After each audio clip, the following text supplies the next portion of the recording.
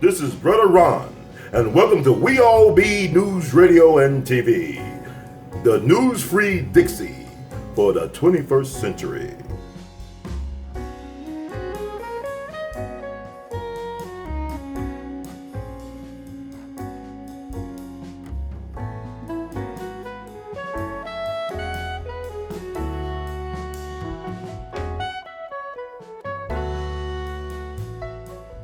We All Be is an honor to have on, once again, the one and only, the incomparable, truly beyond category, Judge Joe Brown, to let us know what's going down, not only in your town, but all around the world. How you doing tonight, Judge? All right, young man, I'm doing okay. That's good. I just want to let you know that the conversation we had about Bill Cosby, it definitely went viral.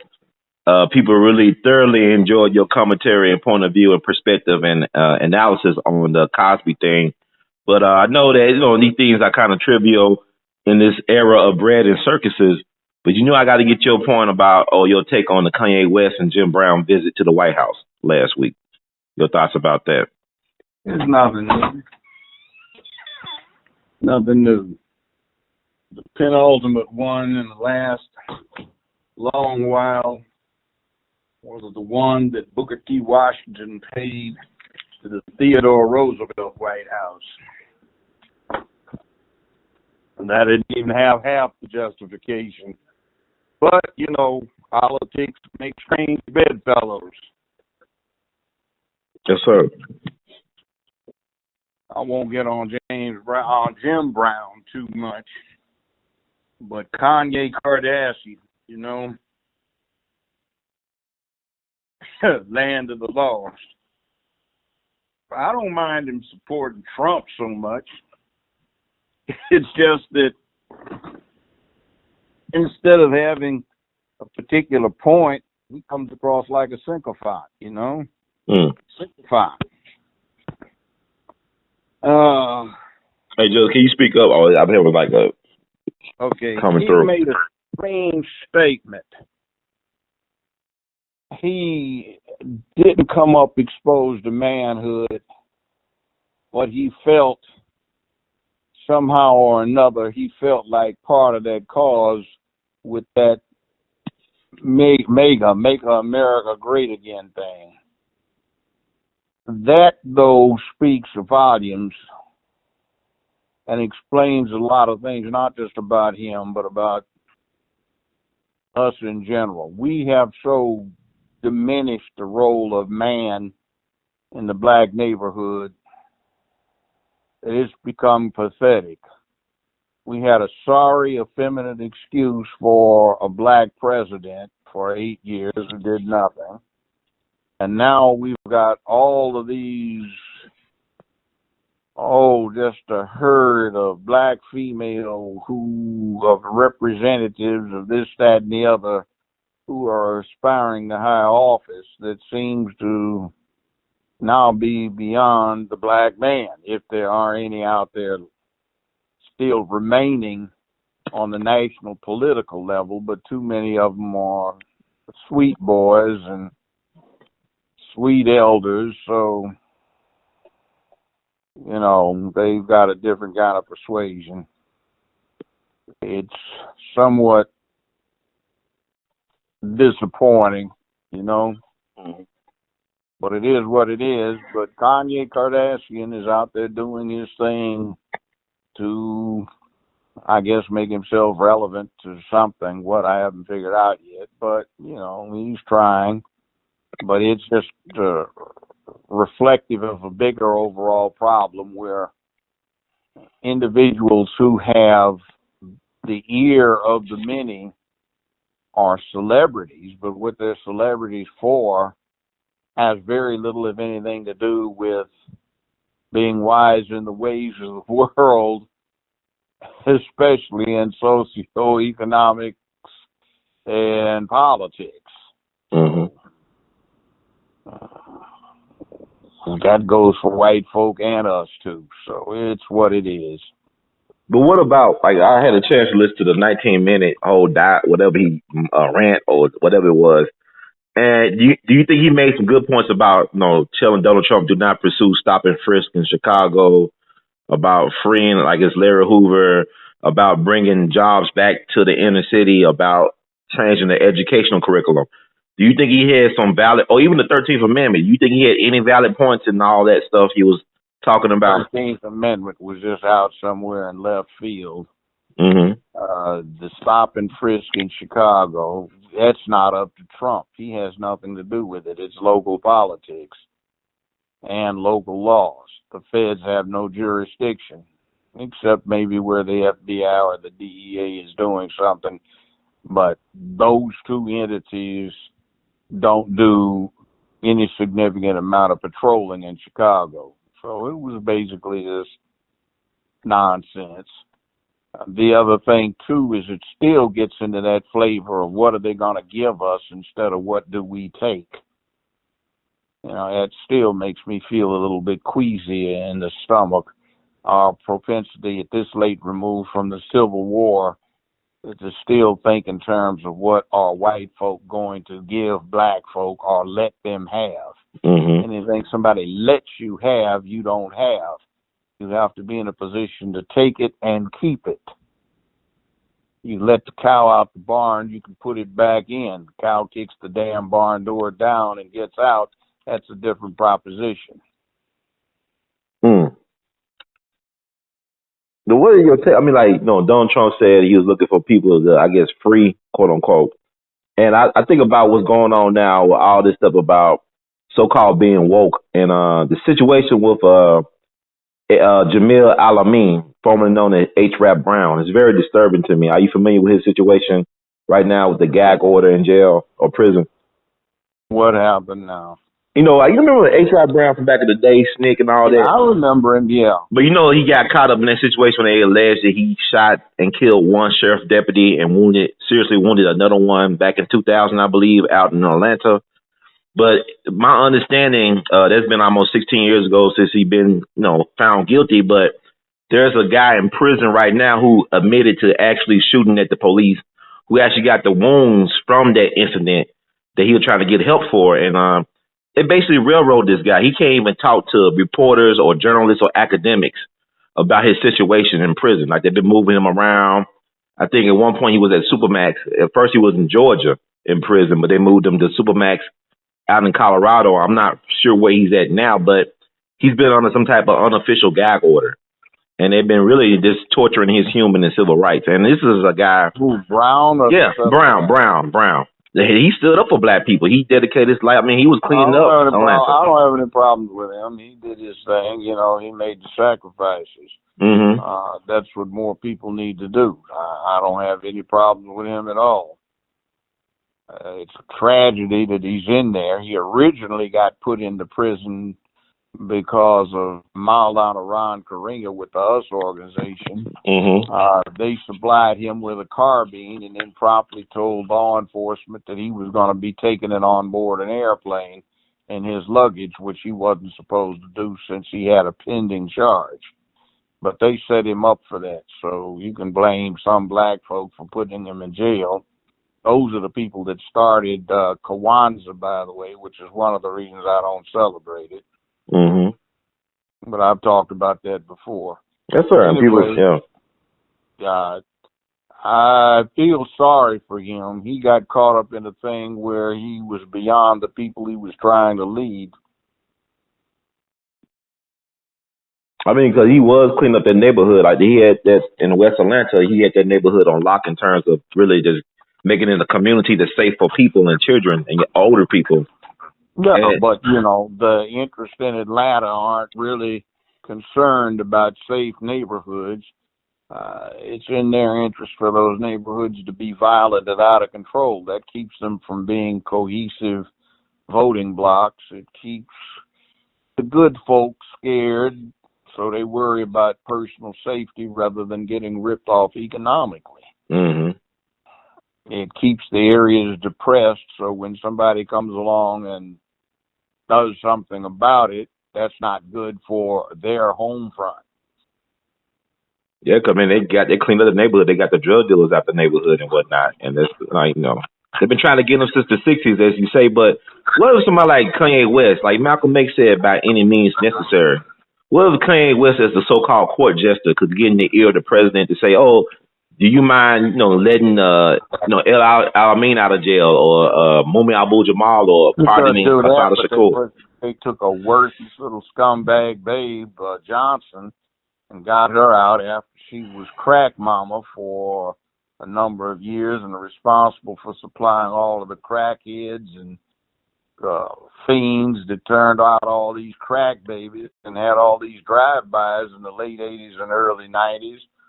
They don't know what they're talking about. They just got this idea that they're running with, which is crazy, about there should be nobody locked up for anything, which is not cool, because if we acted all right, fine, but we're our worst enemy. It's not white folk coming in and burglarizing our homes, robbing from our stores, pulling off strong arm to armed robberies on us as we get out of our cars going to the front door.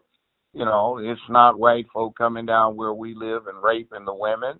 It's not white people going in and doing the drive-bys. We've got police in there that are going around murdering folk, some of them, but, that's sort of like you bring it on yourself sometimes. And then all of the badasses that are supposed to have all this, that, and the other going, they can't keep the police out. They aren't even trying.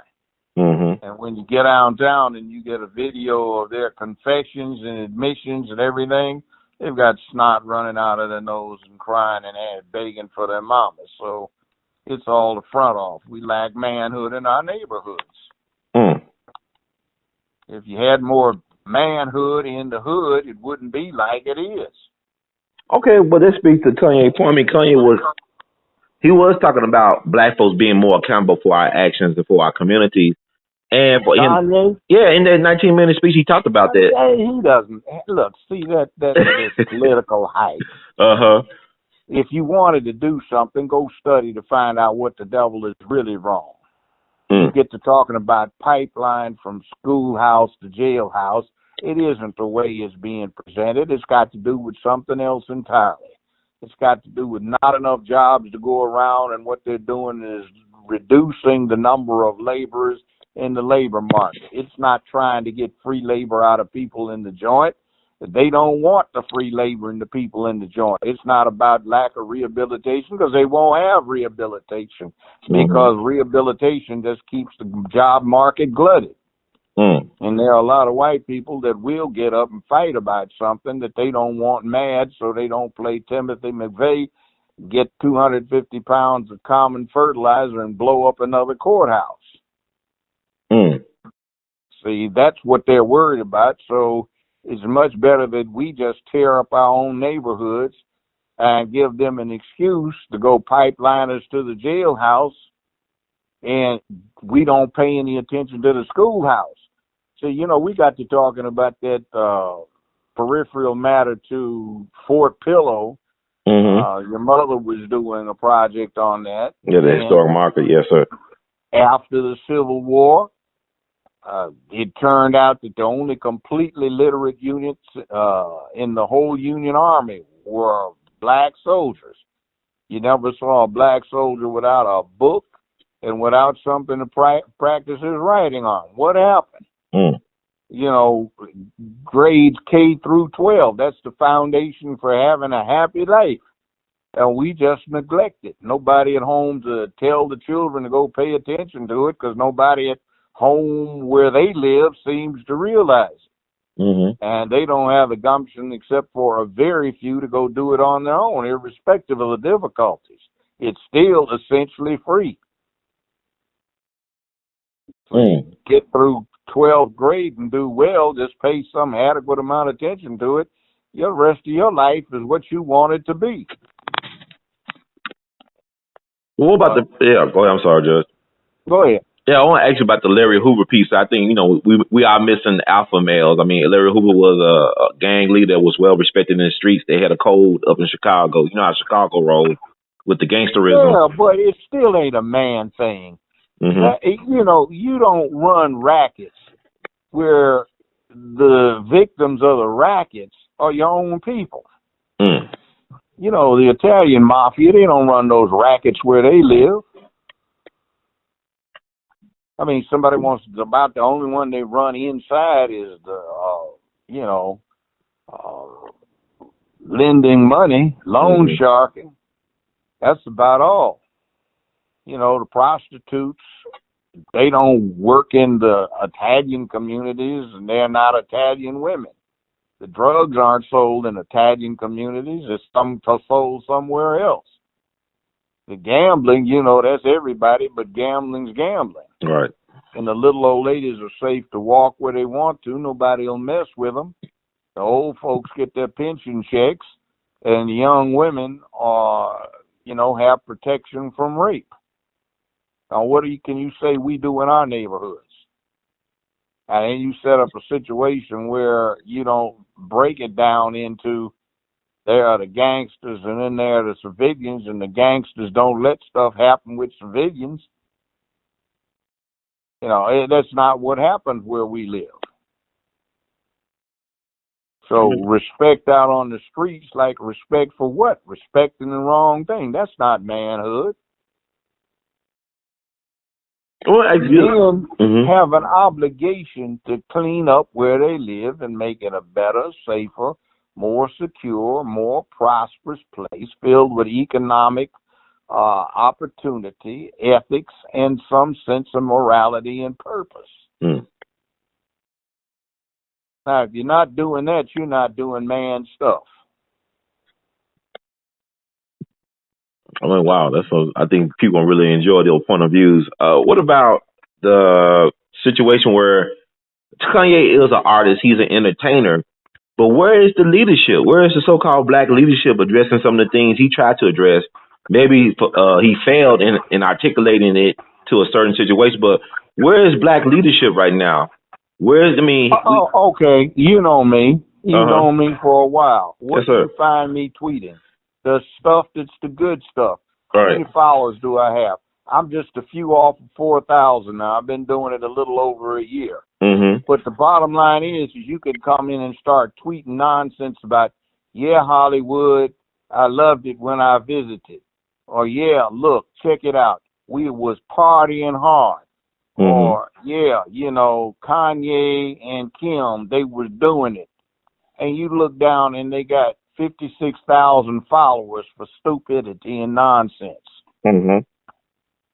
See, it's not that some people aren't trying. There are other people that are trying. They're trying to learn, but they don't get any PR. And the stupid thing is we don't listen to our own people. We listen to the media to tell us who to listen to. And we hear those people they put in front of us. Yeah. You know, I was thinking one thing that Malcolm X and Donald Trump understood well is the power of the media to influence people and control their minds. Yeah, and Trump knows how to work it rather than being subjected to it like so many have. That's one thing he's good about. He told the media to go to hell, which they need to be told. They have gotten entirely too much control over what goes on, and they're too irresponsible, and they have an agenda which is an anathema to ordinary, normal people. Yeah, a person got to start thinking for themselves, like, why are they trying so hard to make them look so bad? Who, Kanye? Like Trump. They trying so hard to make him look so horrible. Oh, they hate him because he's a man. They got this sissified feminist agenda they've been running for 50 years, and all these sycophants have come in, turned their butts up, dropped their boxes, and bent over and grabbed their ankles for anybody and everybody to go work them. And you have somebody, irrespective of his general politics, who tells them to go to hell. Trump they ought to be glad Trump's in there, because without Trump, there would be a very bad backlash that would be starting just about now. Not this feminist backlash. I'm talking about man backlash. And see, men are the ones that wage war and commit violent, really violent acts. So these feminists are running around gloating with their power. They are forgetting stuff like incel. Are you familiar with incel? No, what's that? Tell me, sir. There's some nerds, dweebs, dorks, some lame white boys Mm-hmm. or some lame nerds, because I'm sure they have some colored ones too, who are virgins. They have never been laid, and they blame feminists for depriving them of their right to nookie. Wow. So they have basically had this thing they've come up with of death to females. Remember this thing in Toronto where this guy ran over all these people in a crowd in a van? Yeah. That was an incel person who was out to go end the feminist threat. And see, these characters are out there woman-hating, wanting to kill some. Like the mass shooters, a lot of them tend to like have issues with women, they're saying. Yeah, but it's incel. If you go to their sites, you'll see. How you spell it? INCEL. Okay. So they're not a terrorist group? They're not labeled as a terrorist organization? I don't know. I don't like to use that word terrorist because who's terrified? Are you? I'm not. No, I'm not. It's supposed to be land of the free, home of the brave. But are they white identity extremists, though? You know how they started black identity extremists? Are they white identity extremists? Come up with the word extremist. Don't come up with the idea terrorist. Mm-hmm. That punks the whole thing out. Land of the free, home of the brave. And the whole terrorist thing was an idea proposed by Lieutenant General Tui Spots of the United States Army Air Force and a guy named Tedder Harris, Sky Marshal Harris of the RAF in World War II. They proposed it to Churchill and to FDR, which was coming up with round-the-clock bombing of Germany to terrorize the population. The theory is that the German soldier was an extremely brave man. You could not intimidate him. So since you couldn't get to him, let's terrorize his women and children and elders, and they will talk to the soldiers and say, you need to do something about this Hitler guy and the Nazis. It didn't work, but that was the theory. Wow. So the whole idea of terrorism was a U.S. idea. I mean, it makes sense to me. Let's get away from terrorism, call them extremism, anarchist, or something else, but I'm sick to death of this word terrorism. You get all of these clowns running around with all of these people, black, white, brown, red, yellow, who died, sacrificed, been mutilated, suffered to get some modicum of personal liberty and freedom. And these fools want to give it up for some minor collateral damage. Yeah, but you know who they're scared. Is. See, it's the feminization of the republic. 50 years ago, this would have never worked because you couldn't tell the republic that it was going to be terrified of a scant few things like this happening. Yeah. It's collateral damage that comes along with being free. And that's one of our problems as a people, black people. We don't understand that free is not free and it's not safe. It's got some consequences, and we aren't apparently willing to pay those consequences. We get the results of not being free when we get collateral damage done all day long to our sorry condition. We have a drug problem, which is not because fools are trying to get high. They're trying to die. They're suicidal because there's no daylight at the end of their tunnel. You have drive-bys and senseless violence, not because you've got a bunch of brave predators, but because you have people who are suicidal and want to die, but don't have the nerve to pop a cap on their own heads. They want to provoke somebody into doing them the favor of taking their lives. See, we've got a miserable situation because we sublimate what ought to be done in the name of manhood. And it's a man's job to do this for his community, not women. See, we're supposed to be protecting them, and we don't. We depend on them. Our leadership is now all female, and they've got wretched little creatures like this career prosecutor, Kamala Harris. And having worked in the criminal justice system 40 plus years, I'll tell you, any career prosecutor is a corrupted individual. There are very few exceptions, and she's not one. You can look at her donor list, and you'll see everybody that she should have been prosecuting is donating to her campaigns. She's just as crooked as anybody can be, and she's got a lifetime habit of being in a courtroom wearing little short dresses and getting male judges who are lusting after her little cute legs to say, oh, leave Miss Harris alone. So we don't need that. They keep talking about this woman, that woman running for president. Hell, we need somebody that can break the mold. Bernie Sanders was great. A lot of people say Bernie needs to drop dead. No, hell, no. The rest of that sorry bunch of sycophants that's still off on that campaign to emasculate the republic is an anathema to anybody with good sense. And both parties are about the same. They become completely sissified, and their interests are those of LGBTQ and the feminists, not ordinary people. Their interests are big oil on the Republican side and to an extent on the Democratic side. On the Democratic side and the Republican side, it's Goldman Sachs. Mm-hmm. And they are owned, both of them, lock, stock, and barrel by the people that have paid them off so that they can retire in great comfort toward the ends of their political careers. Wow. See, so we aren't getting what we think we get. And the media is part of it, too, because the main agenda for both parties at the top is anti-masculinity, make it good for LGBTQ and feminists. Now, I say that with the understanding that they have a First Amendment right to advocate and do as they can do if it's not against the law. If we are stupid and silly enough to go along with it in the name of being politically correct, that's our problem. It's good for them. It's their right to seek it, but their overall program is not good for the rest of the nation. And it's certainly not good for our communities. And Judge, you said a mouthful right there. There's so many things I don't think about. Like you brought up Kanye, and I also think about the fact that somebody they trying to run for 2020 is Michelle Obama, and she posed in pictures with George W. Bush Jr., telling everybody that's her partner in crime, kiss him on the cheek, whatever. They bosom buddies, but nobody complained about that. This is a guy who helped bring in the era of war on terror. Yeah, and see, here's the thing, too.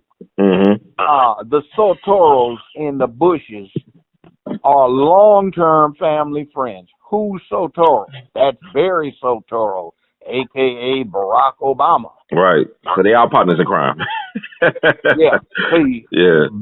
Barack Obama's real name, since he got it changed before he was 2 years old by his adopted father, Lolo Sotoro, is officially Barry Sotoro. Barry Sotoro is an Indonesian oil tycoon who died one of the richest men on earth. And Barry grew up in one of the richest households on earth.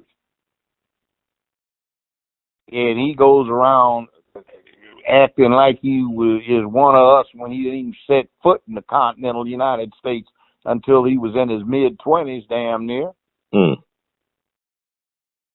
Wow. 8 years, and the lame ass didn't do a damn thing for us. What about Obamacare? That is a Republican senior senator from the state of Tennessee, Dr. Bill Frist, Senate Majority Leader for the GOP. That ain't Obama thing, nothing. That's a crock, and it's a fop for the big medical insurance companies,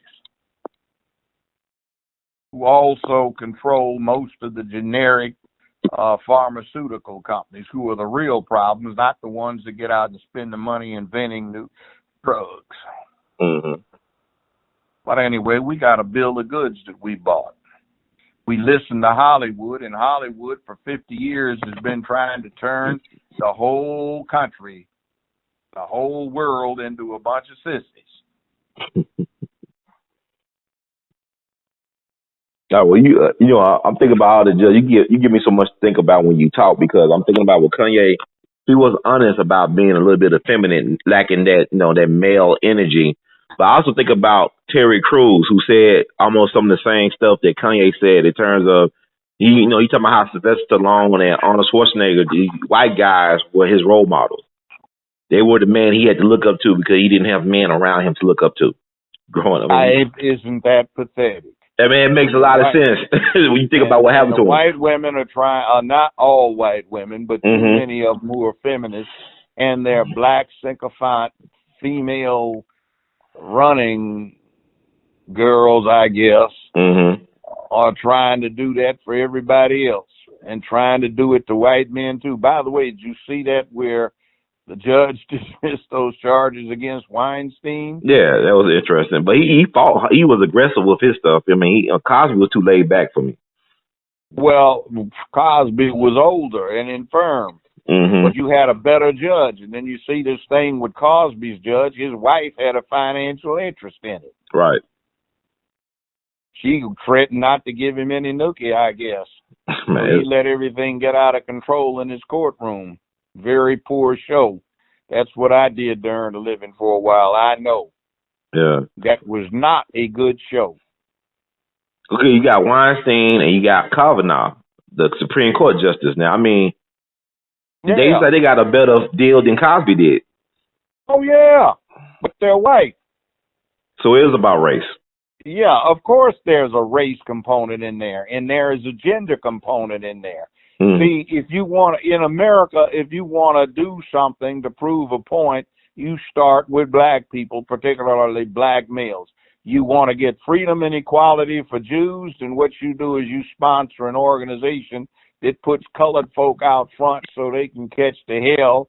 And the theory being, if you can't do it to a colored person, you can't do it to a Jew. I'm talking about the NAACP. That's right. W.E.B. Du Bois was the only black somebody in the three founders who consisted of one Jewish woman and one Jewish man who founded the NAACP. The theory is test the waters with the colored folk and prove the point and establish it, and they wouldn't be able to do it to Jews.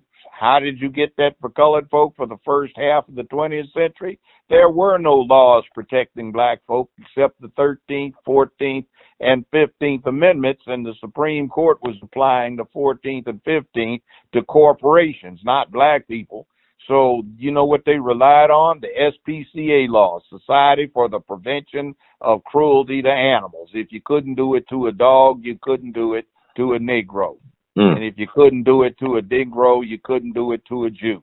Now the way is going the other way around. If you want to get rid of masculinity and you've mislabeled it, and you keep telling a lie long enough and loud enough, a la Joseph Goebbels of the Nazi Party, their minister of propaganda, you start with the colored folk. You call it toxic masculinity, and you go after the colored again first. So if you can knock them off, you can start knocking everybody else off. And they've got all of this dysfunction where masculinity is displayed horribly on everything they've got to show damn near about black folk. Either they're gangsters where they have no scruples, no morals, no character. They don't deal with manly duties, or they're some sissified fools that can't protect anything and anybody, and they're always whining and begging, and they got some high drama. And then they convert it to starts off for the first few episodes. It might be interesting, and then it turns to a gay sales pitch. What is that? Empire. Right. What is that? Green law, whatever, Greenleaf or whatever. Greenleaf. That thing. Yeah, you just turn it into a gay program. Man, you have the Housewives of Atlanta, and then you find out that the executive producer is a flamer. And they're sitting up there ridiculing the hell out of women, and women are going for it. Wow. It's so deep, man. Then you take women's fashions. If you've got a woman who comes up with the fashion, it tends to be sleek, it glamorizes, and it offsets the female form. The shoes make their feet look sexy and stuff like that. When you get the gay boys who are setting the fashion trend, they don't appreciate what a woman's for, and they put all kinds of what they call frou-frou just thrown on the chick to see how gaudy they can get it, and she looks like a harlequin, something out of a circus with big ugly shoes on and a nasty ugly dress. Mm-hmm. See, Wow. they don't appreciate the thing about the best looking dress on a woman is the one you want to take off the quickest. But oh, we can't go there now, remember? That's wrong. You know, all through the animal kingdom, the human one included, Mother Nature has been trying to get the opposite sexes to court and be attracted to each other. All kinds of things, from antlers to, you know, to frills, to feathers, to peacock feathers. They're trying to make one gender look sexy and attracted to the others.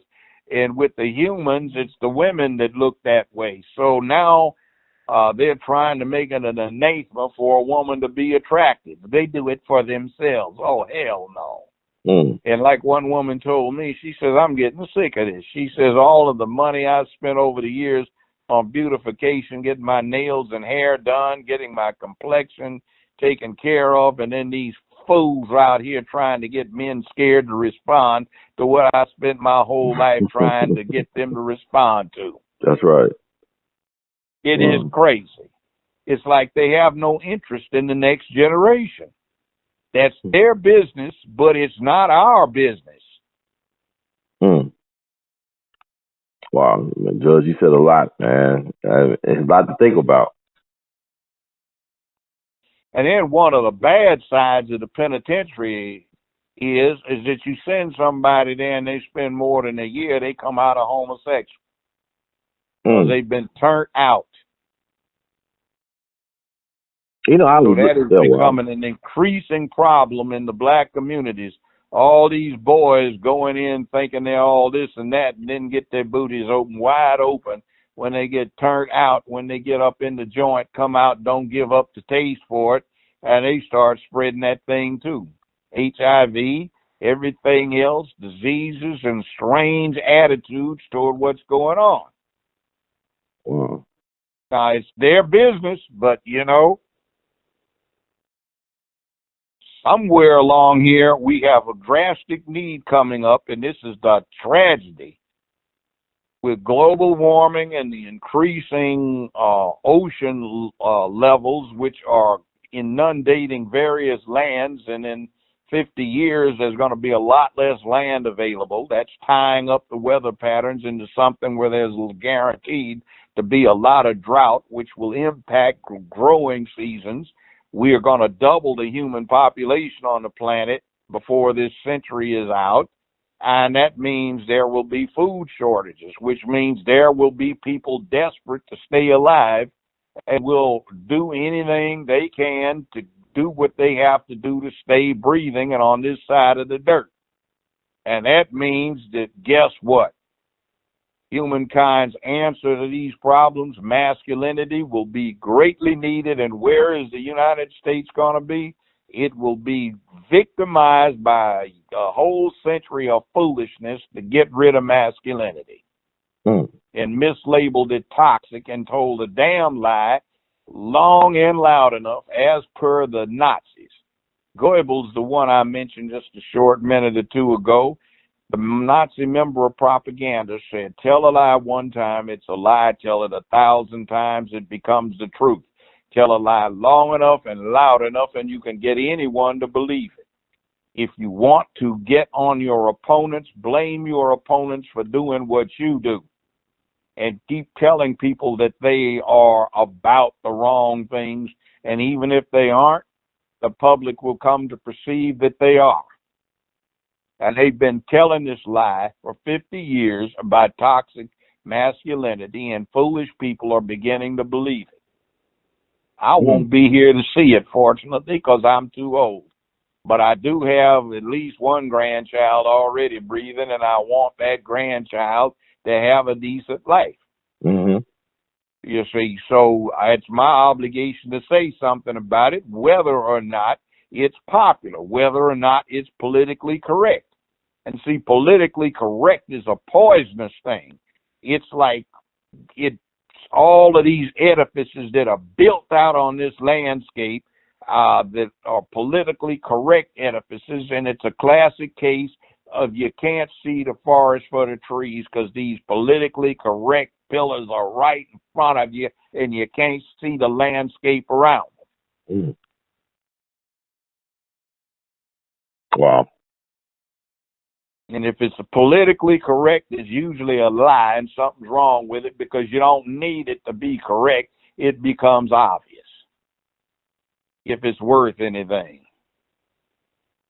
Now, it's interesting. Like you said, go back 50 years ago, a lot of things would not be happening right now. And I was thinking about that. We talk about the homosexual thing in the prisons.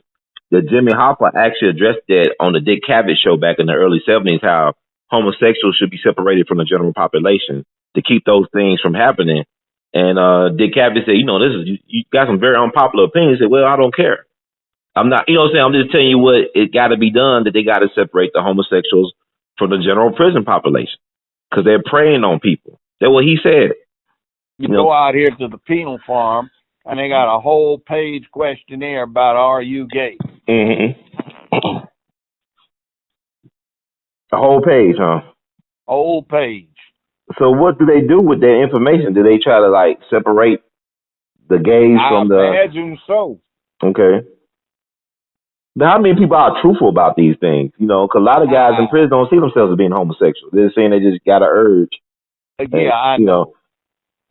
That's what this sagged and bagged stuff is. So how many kids you see walking around sagged and bagged looking like they're homosexuals? That's what it's about.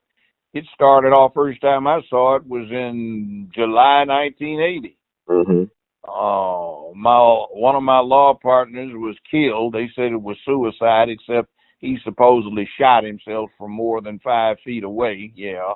Okay. Big drug problem going on in a huge drug case where everybody wound up dead except the 2 clients I had and me. But anyway, I had to go interview somebody on a delayed appeal, and I'm up there on the yard. I see somebody sagged and bagged first time I saw it. Dude says, Lawyer Brown, you checking that out, man? I said, yeah, what the devil is that? I say, oh, man, hey, a lot of us up here doing life and long time, man.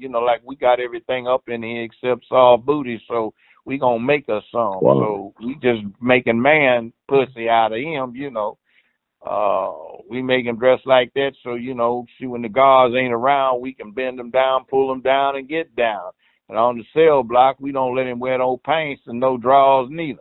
If he's wearing that baggy shirt, that be his dress. See, we already done made him some jewelry off in metal shop, and Jamal done got baby sister send up here a care package with some rouge, mascara, eyeshadow, lipstick, and some fake nails and nail polish.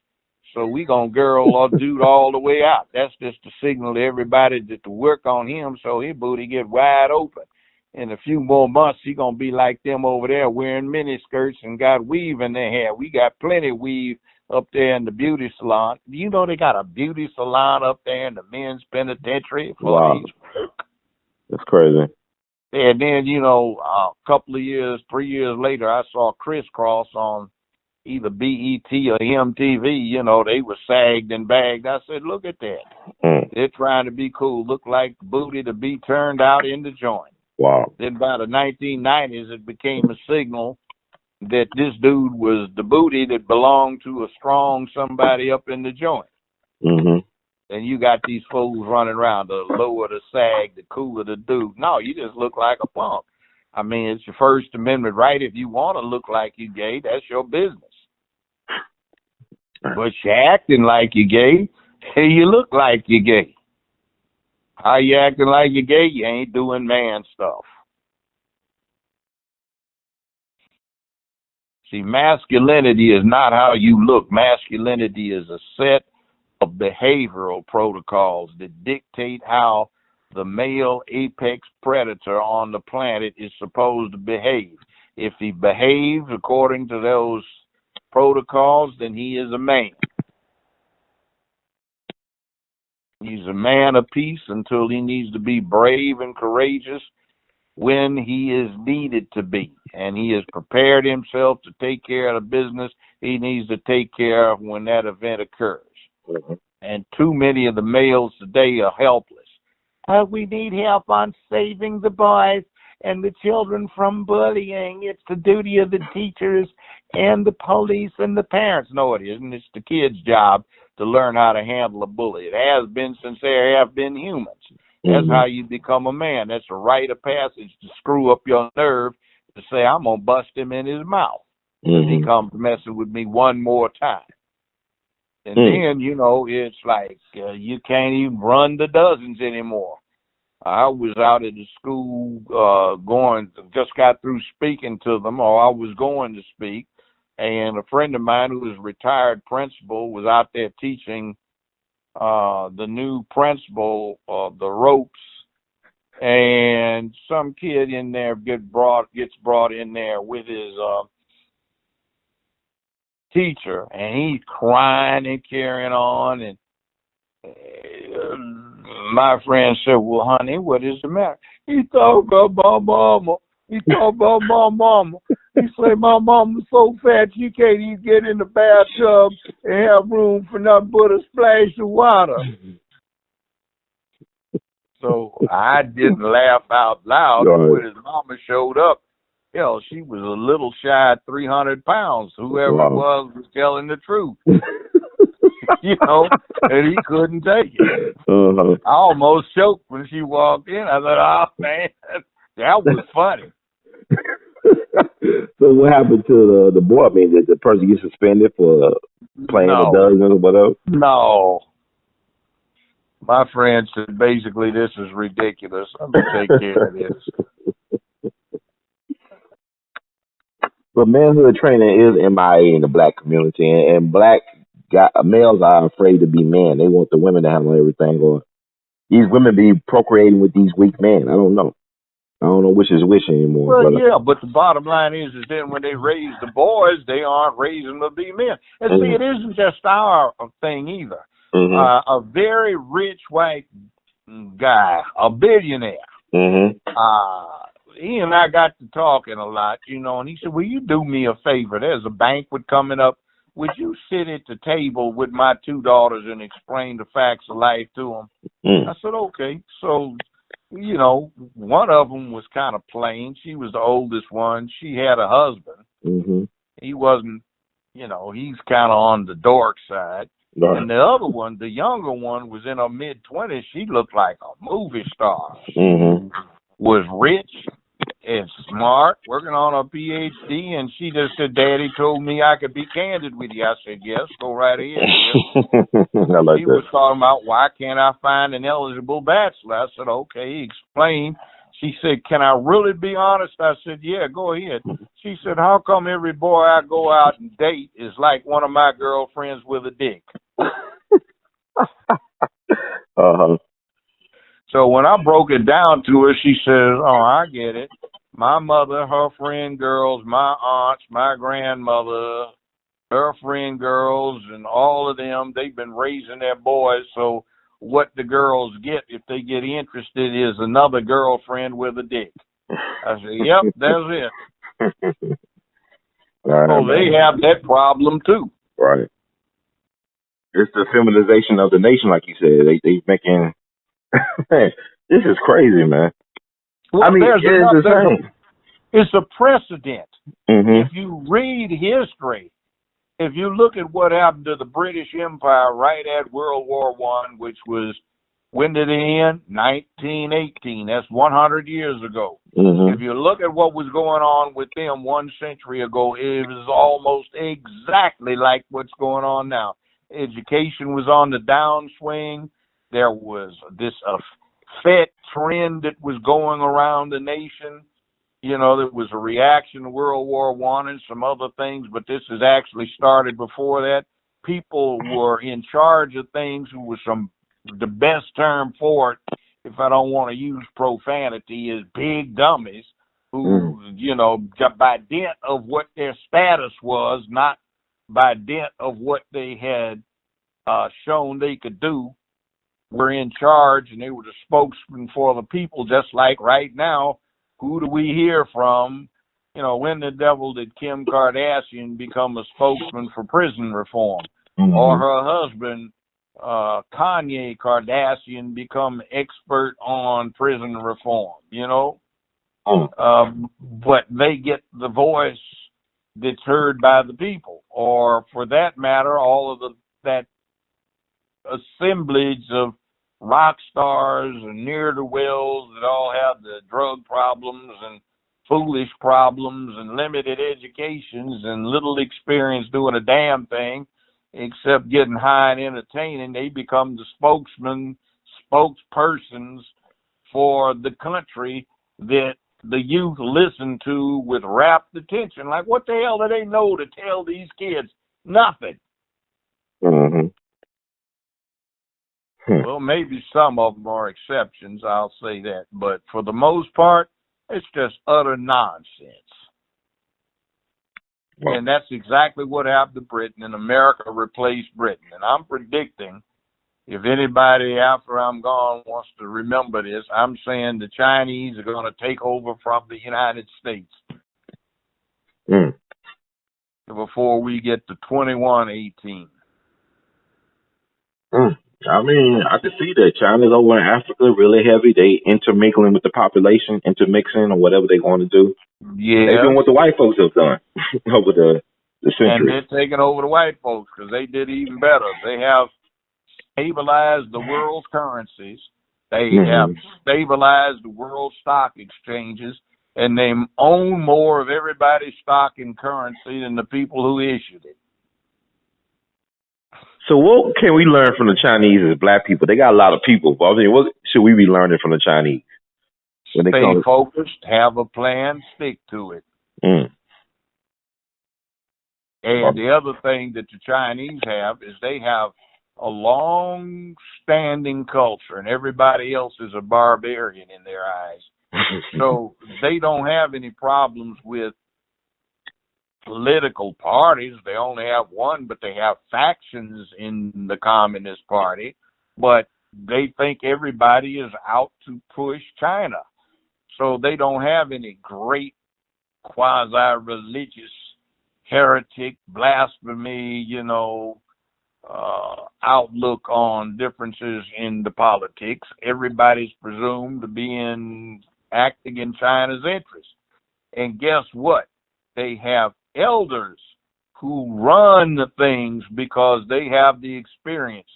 They aren't foolish enough to go for new and improved, mostly new with little improved, mostly just naive and unexperienced in what they do.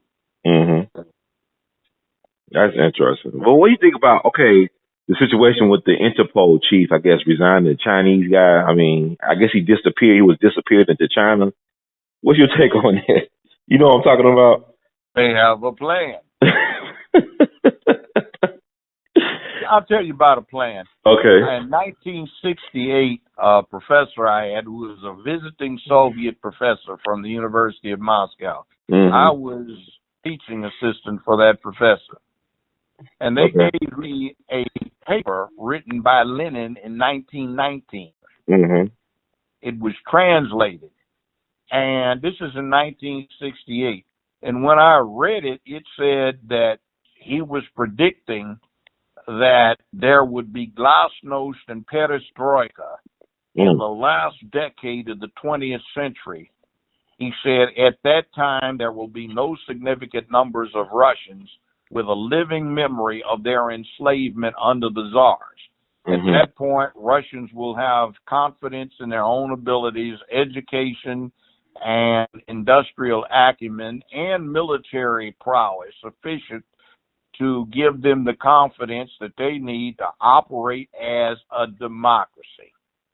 And guess what? 1990, Gorbachev was saying glasnost and perestroika. They had a plan. 1990, what is that? That is 22 years after I read the prediction that was going to happen. But yet, our dumb behinds were talking about Ronald Reagan is responsible. He and his defense expenditure, he caused them to go broke. No, they had a plan. We can't have a plan in this country that lasts 2 years. That's about as long as a congressional cycle. And our attention span is like 2 seconds or half a second. We just don't 2 pay attention. seconds. We're up here looking at baseball, Yeah. NFL, NBA, NHL, Queen this, Queen that, housewives of this, you know, the Kardashians, some stupidity, some foolishness, you know, dysfunction. And have you noticed, by the way, all of the heroes and heroines of these super series that they have are all crooks? I don't lie to them about gay. But yeah, crooks, okay, I go with this. Yeah, crooks. Wow. So what is the new normal? They're trying to make being corrupt normal now. That's the new normal. Yes. Because guess who's doing it? Hollywood. And I'll have to say this. I have never worked around a more corrupt, detestable, backstabbing, low-down bunch than I ever had in my career out in Hollywood. There were a very few exceptions, but Hollywood is a cesspool. There are some areas in that cesspool that are like sumps at the bottom, but, you know, deeper holes in the big pit. But it was a cesspool. I mean, like, they stab each other in the back and giggle about it and drink wine and get drunk and then climb into bed with each other. Oh my God. Sounds like the Hollywood and the Vatican got a lot in common. No doubt. But what let's say about why they not addressing this issue of pedophilia in Hollywood? As soon as they try to do that, they come up with some distractions. Like why is not being taken seriously? They're trying to distract attention from the key thing. They still have the casting couch, but it's boy on boy and girl on girl. And they want to take attention away from that. They even have a new thing they're doing right now. The hashtag #MeToo can't get some people because there's nobody to accuse them. So what they're doing is they're trying to say, all right, he's secretly gay, you know. And the interesting story is we checked his telephone. Wow. You know, when he wasn't looking, he got up to go to the bathroom and we looked and he had naked men pictures on there. Okay. Or the one that got me was men in tutus. Like, what the hell is that? But they men, they're not little boys, right? I mean. Yeah, but what I'm saying is it's just BS. They're trying to take people down so they can't find anything, so they're inventing stuff. And for the people who actually have been victimized, this is a horrible, like a Twilight Zone situation we're in. Yeah, and by the way, I don't buy this stuff about some grown man in Hollywood was victimized that way because you always had the option of busting somebody in his jaw. Right. And well, half of these executives that would be doing it are some nerds and dweebs. So if you're supposed to be He-Man type, you know, you've been spending all this time beautifying in the gym, pumping iron, and you can't bust somebody in his jaw for getting out of hand? I mean, this, like, they can't, like, they worship these white guys. Like, you know, like Terry Crews said, you know, Sylvester Stallone and Arnold Schwarzenegger, those his role models. Because he couldn't find none growing up or something like that. I was like, okay. So but like Kanye said, the MAGA head making feel like Superman, right? They looking for the white man as they daddy. The white man as they daddy. I hate to talk about it. She died on the operating table. Oh, Judge, you breaking up. You said somebody died on the operating table?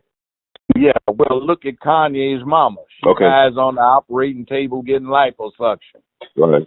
What a foolish way to go. And she was an educated woman. I think she was getting breast implants too, right? I don't know what she's doing. Not my thing. It's just foolish. And he didn't have any man around the household. He didn't get man in him. I mean, look at some of these rappers now. They hold a microphone like it's a penis that they're trying to work with. Sucking on it and everything, going through the motions. Well, that's what openly gay rappers like Young Thug, or they bisexual, what are they doing? Or they, we call it gender fluidity. That's some weird term. They're just bending over and giving it up to ease their way on into the industry. That's what half this hashtag #MeToo stuff is out of Hollywood. They were low on talent, and they tried to gold dig and bend over a spread and give up the boot and it didn't work because obviously they couldn't screw any better than they could perform. So they were bitter, and it's gold digger's remorse. Well, we've got some boys that do that too. Hmm. I mean, like, people still want to become famous in Hollywood. They know all the horror stories and the cautionary tales, but people still want to become Hollywood famous. They still want that Well, lifestyle. a friend of mine and I, years and years ago, this is back in the late 60s, Mm-hmm. she got discovered for a TV show. She and I went to this function at a Hollywood party where they were going to do this joke album, all right? Mm-hmm. So we knew this somebody that was bragging about he was in Hollywood and he was all tight with this director and that producer. So it was a real crowded place, and they had these couches and benches along the wall of this huge playroom with a bandstand in it.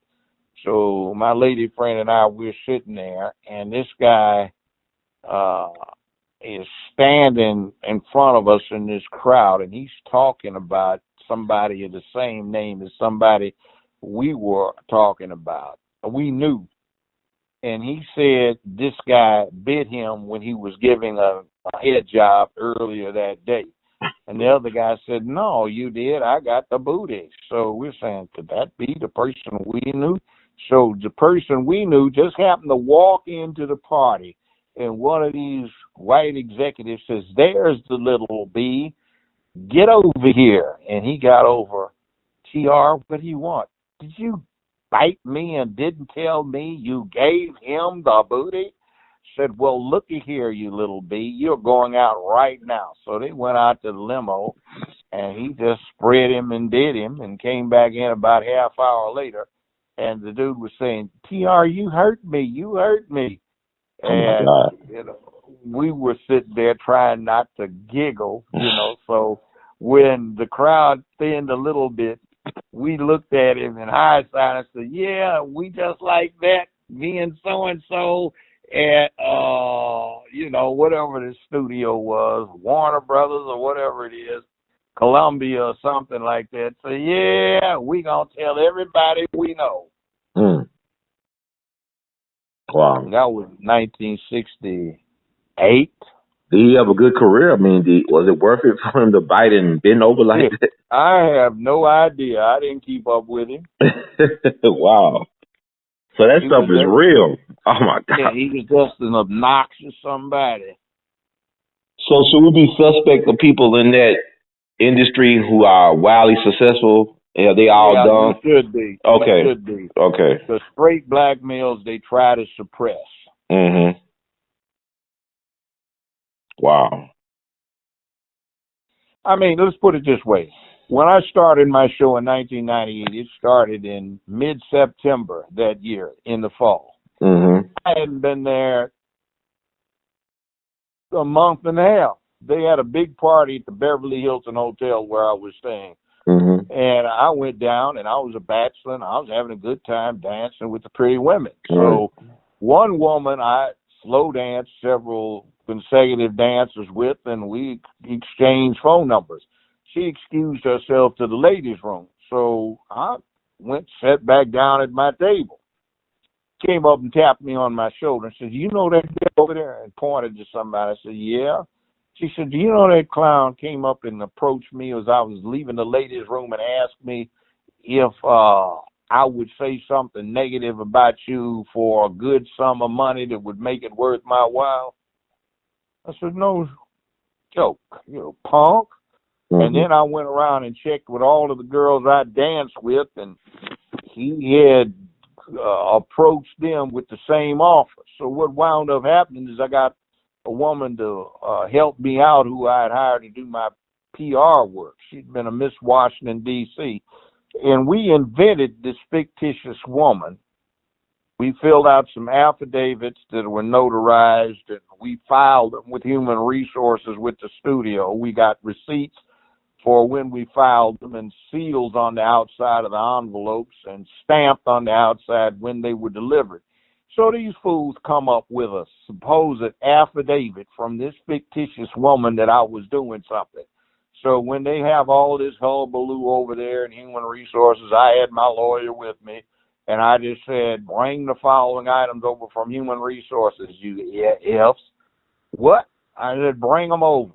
So when they brought them over and they opened up, they saw they'd been set up. So they backed off of it, and soon enough they were gone. So it's like that was in 1999. Okay. You know, but see, that's what they were trying to do with Cosby. He didn't have that kind of sophistication because he didn't have that real world thing like I had. I didn't come into this, you know, from day one. I came in when I was over 50 years old. This was nothing new to me.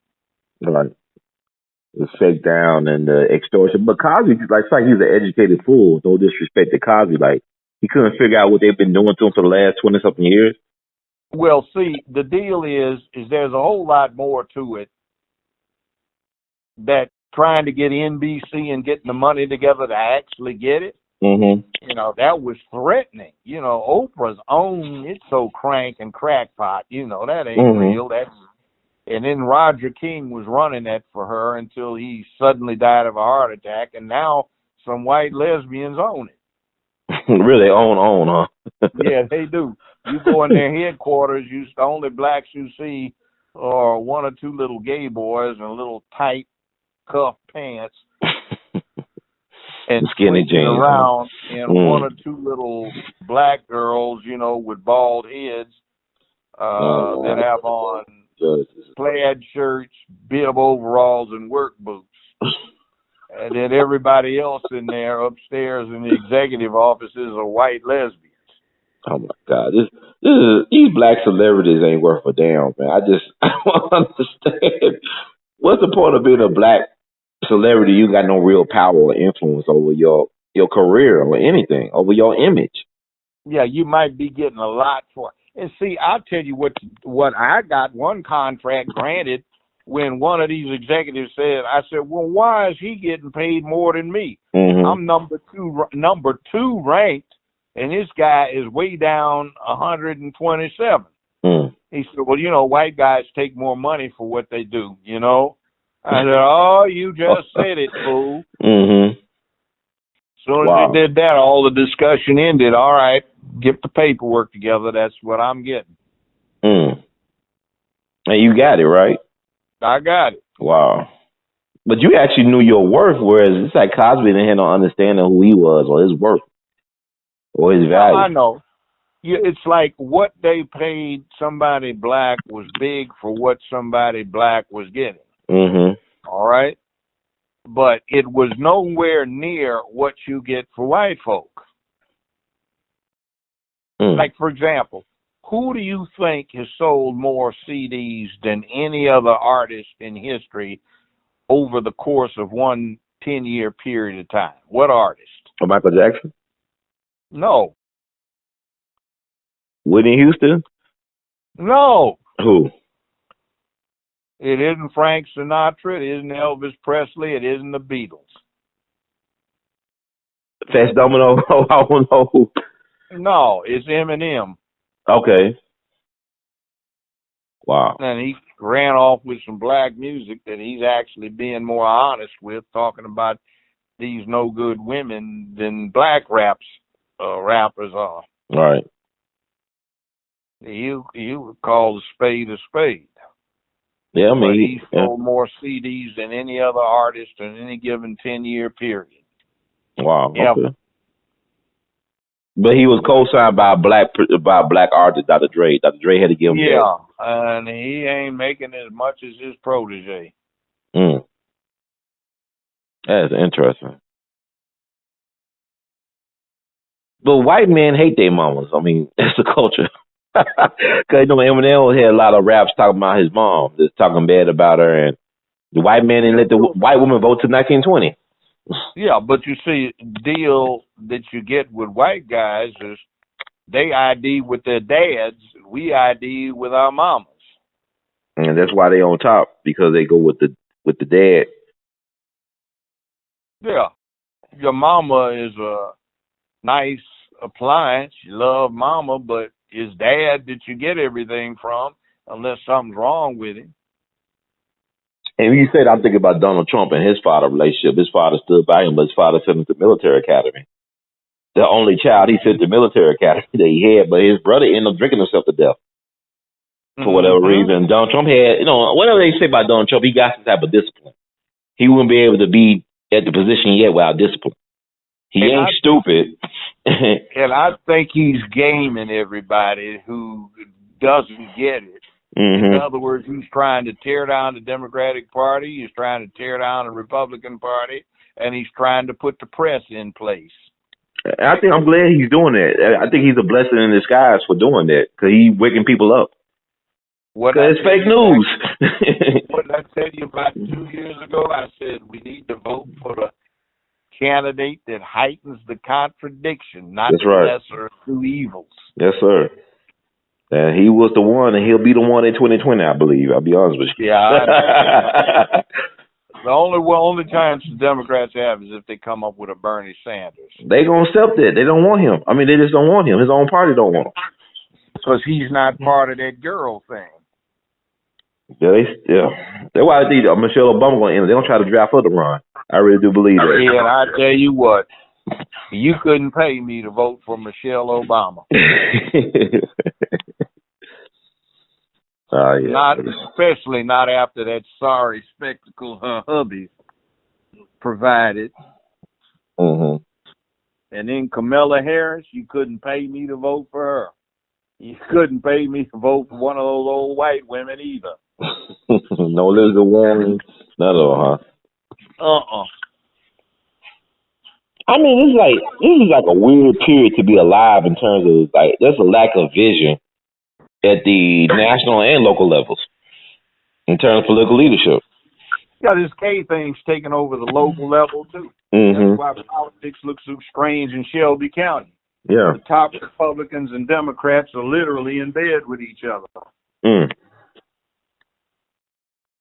Oh, I got to ask you, man. I got to get your take on this. I'm glad you brought up local politics. The situation with Paul Trenary, the former president of the Memphis Chamber of Commerce. What's your take on that situation? Well, let's see how it works out. I don't want to say anything. Go ahead. I'm sorry. Go ahead. I just haven't kept up with it. I don't know, like, it's like the black folks, when we heard about what happened to him, we all knew it was a professional hit. It was like some type of person he pissed off, some powerful entity. It was no random street crime thing. The way it sounded, he got shot 3 times in the head. It's like a hit. Well, you remember Grizzly's Barbecue? Yeah. Well, somebody told me before it happened that the money had gotten funny. So on Wednesday night, old man Grizzly turned up dead just south of Shelby Drive on I-50. One car wreck, no witnesses. Thursday night, his general manager turned up dead, same place, no witnesses. Same time. And on Friday night, his chief accountant showed up dead. One car wreck, same location, I-55, no witnesses, same time. Okay. So they rule those accidents? Accidents. Okay. Memphis is the number one first-degree murder capital of the United States. And I'm not talking about street crime. Well, they killed Dr. King here for a reason. So you're right. I feel you. Yeah, that's part of it. There are a lot of first-degree murders here that are passed off as accidents or somebody's framed for them. Oh, like even that scientist after September 11, that scientist that was found floating in the Mississippi River. I don't know what they ruled that a suicide or accident. He stopped his car, climbed up, jumped off. What for? Right. By the way, an interesting thing, if there ever is a nuclear exchange, Memphis is a target. Do you know why? Why? What's the most feared ocean weapon? The nuclear submarine, right? Every propeller on every U.S. Navy nuclear submarine is tuned and here in Memphis off of Mud Island. Oh, I didn't know that. Wow. Okay. So we are a target. All right. Wow. I know we're the distribution hub too, but yeah, that's okay. Make you even a bigger target. Wow. Make us even a bigger target. See, there's all kinds of stuff. So when you get one of these erstwhile rocket scientist types supposedly falling off the bridge, oh, come on now. And he wasn't even supposed to be headed that way to go home. Right. But where's the interest? I mean, I look at the local push, I just don't see people really care, or they care, but they're afraid to get involved in these type of things. In here. Let me give you a clue. Okay. Do you know what state is number 4 in per capita millionaires? Memphis? Tennessee? Tennessee. Okay. You know where most of them are? Oh, in Nashville, right? No, Shelby County, Tennessee. Really? Now, if you want to see what that's about, just drive out east sometimes. Mm-hmm. Take a look at all of the mansions out here. Mm-hmm. Memphis has one of the highest per capita incomes in the United States. It also has significantly another component that is one of the lowest. Mm-hmm. You don't think of that. It depends on where you go in Memphis. If you don't go to the downtown, midtown area, you don't see it. Mm-hmm. If you stay out east, you wouldn't even know this place has impoverishment. Yeah. So this is about design. It's like engineer poverty and all this stuff is controlled by the powers that be. It is constructed poverty. Mm-hmm. Because this ought to be the Chicago for the 21st century. Mm-hmm. But there are people in the Big Five who have a vested interest of staying big fish in a medium-sized pond. If it became a big pond, they would be small fish. You know who the big five are? No, they're into real estate acquisition, real estate management, real estate development, construction, and construction material supply. Their game is to get zoning variances from the city council and from the county commission and from the various municipal commissions around so that they can build on land that was previously not zoned for what they want to build. Then they get the taxpayers to pay for the development because it's done under the guise of economic development for the city. Mm-hmm. They typically do something like pay the county or the city $1 a year cash rent for the property after it's built, and something like 4% of the net proceeds that they bring in. So they get it built by taxpayers' dollars on land paid for by taxpayers. They get to operate it and keep all of the profits but 4%. But Wow. That does not include black businessmen. We've never gotten a deal like that. What's the problem? Why we can't get that deal? I'm curious. Because the city council and the county commission, for the most part, are corrupt. Mm. They used to have all of these crackdowns on adult entertainment. When Mm-hmm. they did that, you could pretty much guarantee that what else was going on was behind the scenes zoning variances. They just pulled one out over here where I live. It's an upscale community, but they put in a middle school on a 2-lane street with a huge traffic flow, which is a disaster. Mm-hmm. And there's no need for the school because there are only 4 people in the immediate area that go to middle school. They get bussed out of here. So what are they building the school for? Well, they got a zoning variance to put in many multiple units of low and moderate income housing. So they want this school to be a draw so they can fill them. Everybody's upset, and we found out that very large cash contributions had been made to the campaign committees of certain aldermen out here. Mm-hmm. So they betrayed their voters, their constituents.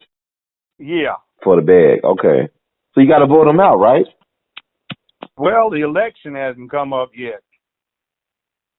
But I'm sure they're going to vote them out. I mean, the people that are upset, they're going to get them out of there, right? Oh, they're very upset over here. Mm-hmm. So the other thing is you've got all these upscale houses, so they don't put fences around these schools or in this area. So you've got all of these schools that, butt up against people's very large backyards where the kids can just walk in and out of the backyards. Yeah, that's not cool. I'm not being elitist, but, sometimes you say, I've had enough burglaries. I don't want to be over there. I tried to be there for years to be influential in the community, but I'm tired of this. Enough is enough. Mm-hmm. But they let you know that the real projects and ghettos is in a person's mindset. I mean, you got to reprogram the person's mind before you move them somewhere. Right down the way. See, it's other things too.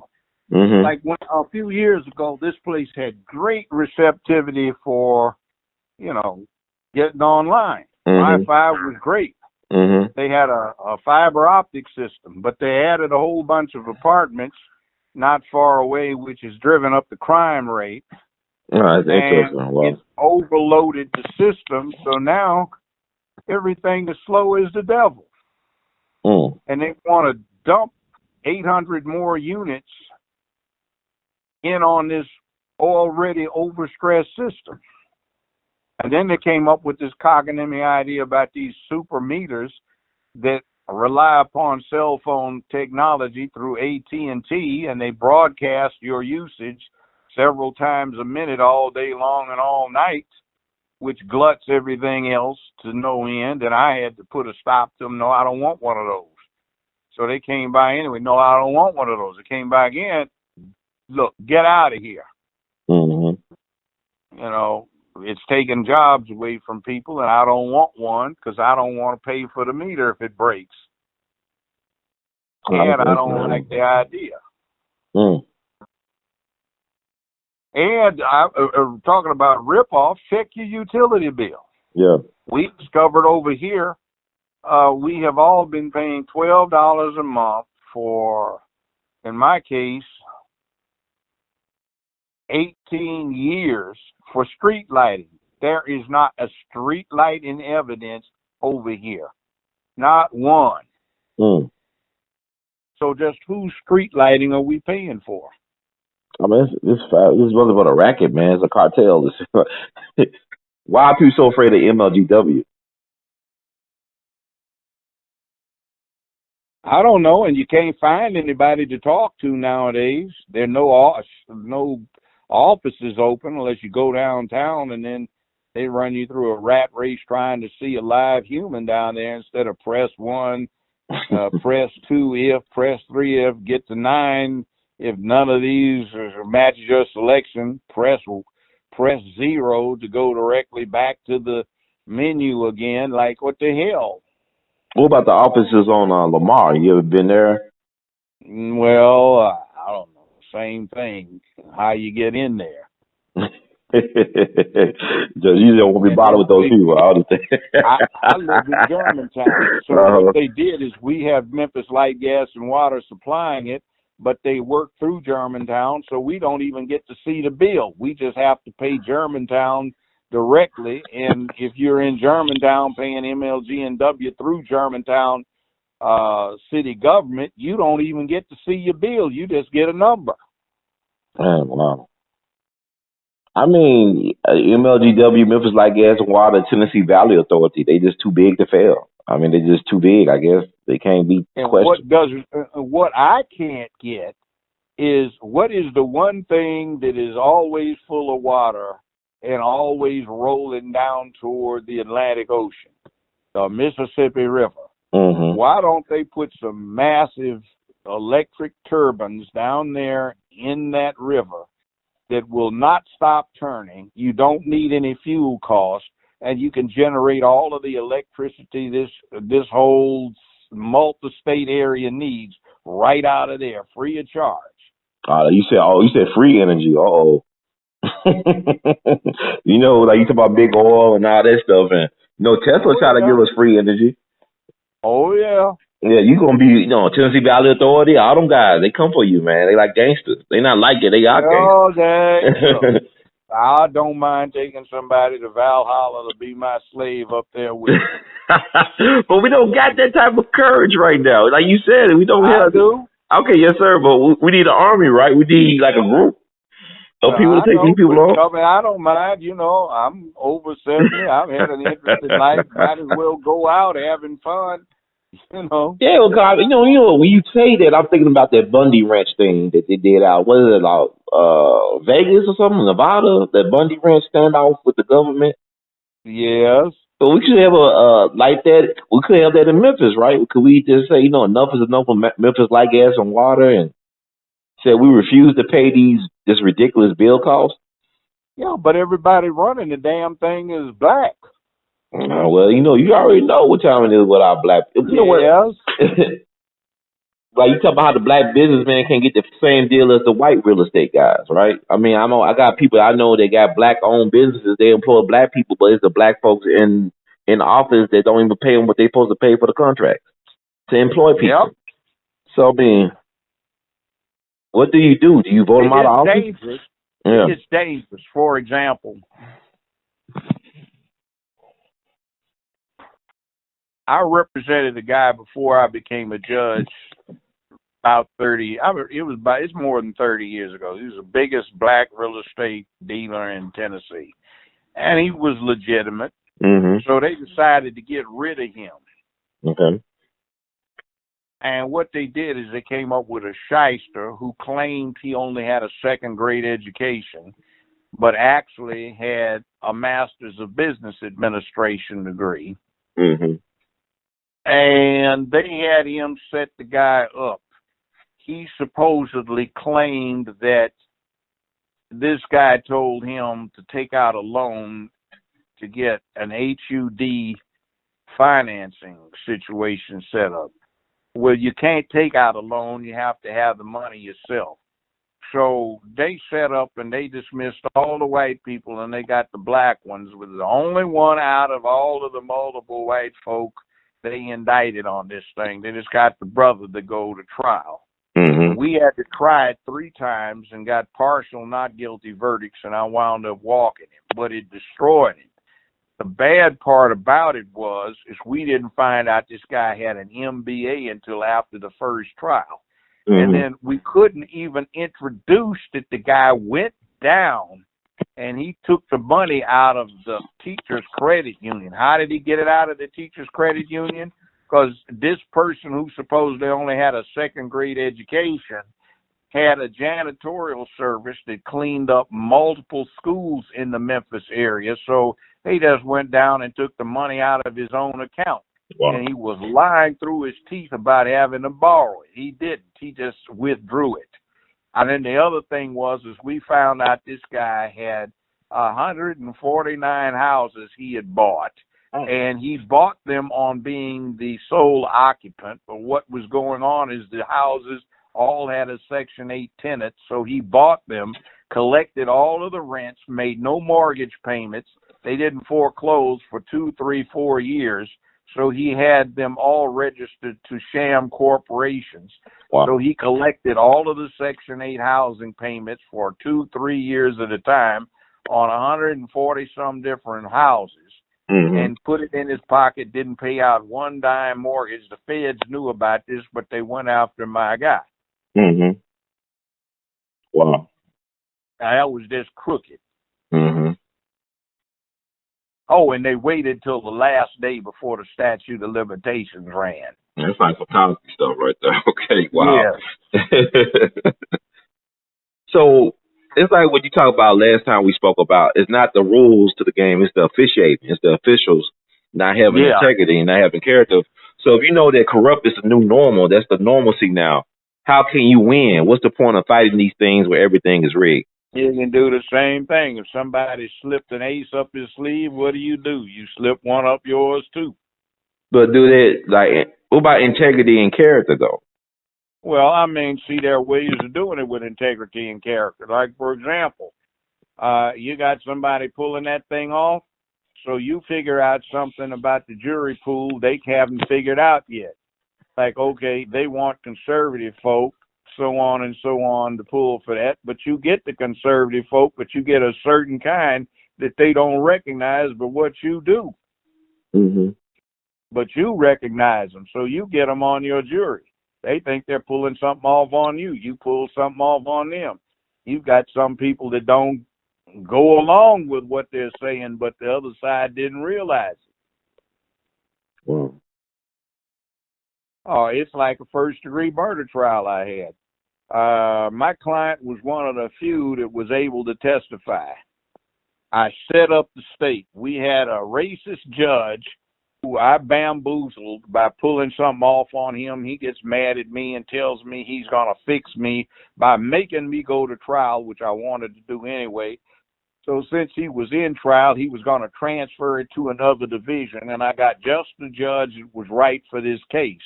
Well, I picked all of these 50, 55-year-old women for the jury, right? Mm-hmm. And the state was trying to figure out what the hell I was going to do. But I made sure I got all these church-going women. Mm-hmm. So while we're going through the trial, I have this gentleman, very distinguished gentleman, dressed to the nines, walking in and out of the back of the courtroom, and I could hear the women on the jury whispering, "Oh, that's Reverend so-and-so. Oh, God, he's fine. Girl, you like to go over to his church?" "Yes, honey, I hear you." This is what they're whispering, even the white ones. So when my client gets up there and puts him on the stand, I said, "Oh, by the way, who is that distinguished-looking gentleman walking in and out?" "Oh, that's my father, Reverend so-and-so." And they said, "Oh." So, see, right then they were screwed because these women were in love with that preacher. So they had one prostitute who was their witness trying to put it on my client. Now, she did on 6 other defendants who are to this day sitting on death row. Mm-hmm. My final argument to the jury was, ladies and gentlemen, I've gone through the details briefly. You saw that witness for the state with her fat thighs and a little short micro mini skirt trying to flash to you like you ladies are going to get excited about it, and you one or two gentlemen too.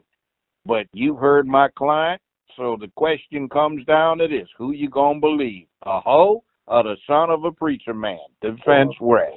Wow. They stayed out half hour and walked him. Wow.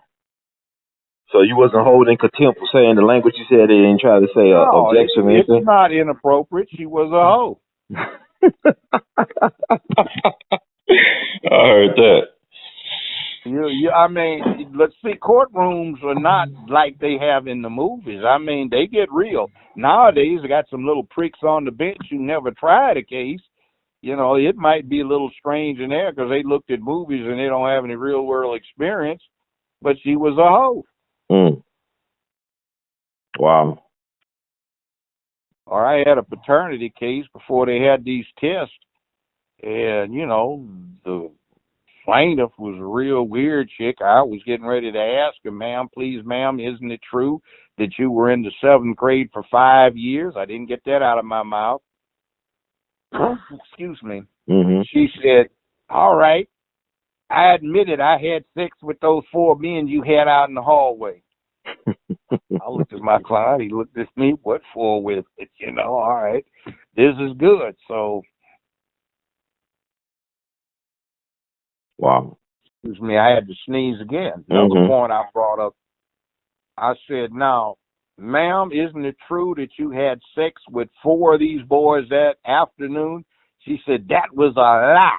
It wasn't 4, it was 7. I know how many I can handle." Wow. Okay.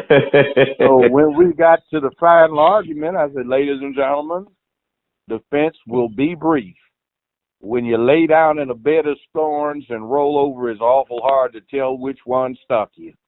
Mm. Wow. The jury didn't even make it back to the jury box, to the jury room before they had a verdict. Mm. I just said, what's the matter? We got a verdict. Well, have you got a foreman? He said, I'll be the foreman. Everybody said, that's fine with me. The judge said, well, write it up. So he came right back, and we find the defendant not guilty. Wow. How long ago? I'm sorry, Judge. Go ahead, ask. How long ago was that you had that case? You tried that case? That was like 1982 or 3, something like that. So let's speed up now to this day and age. We got people with short attention spans, poor educational background, choose to be illiterate society. Could you get that same type of justice? No, I don't think so. Okay, so we have a problem then. We have a problem. Okay, so how can we fix it? Big problems is too many of us have criminal convictions that excuse them automatically from jury duty. Okay.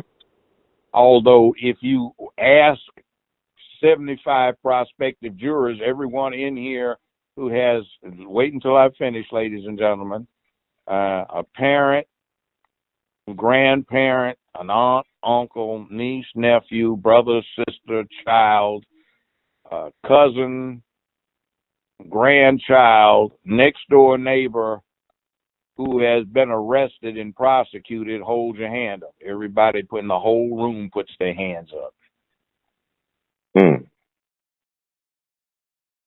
Wow.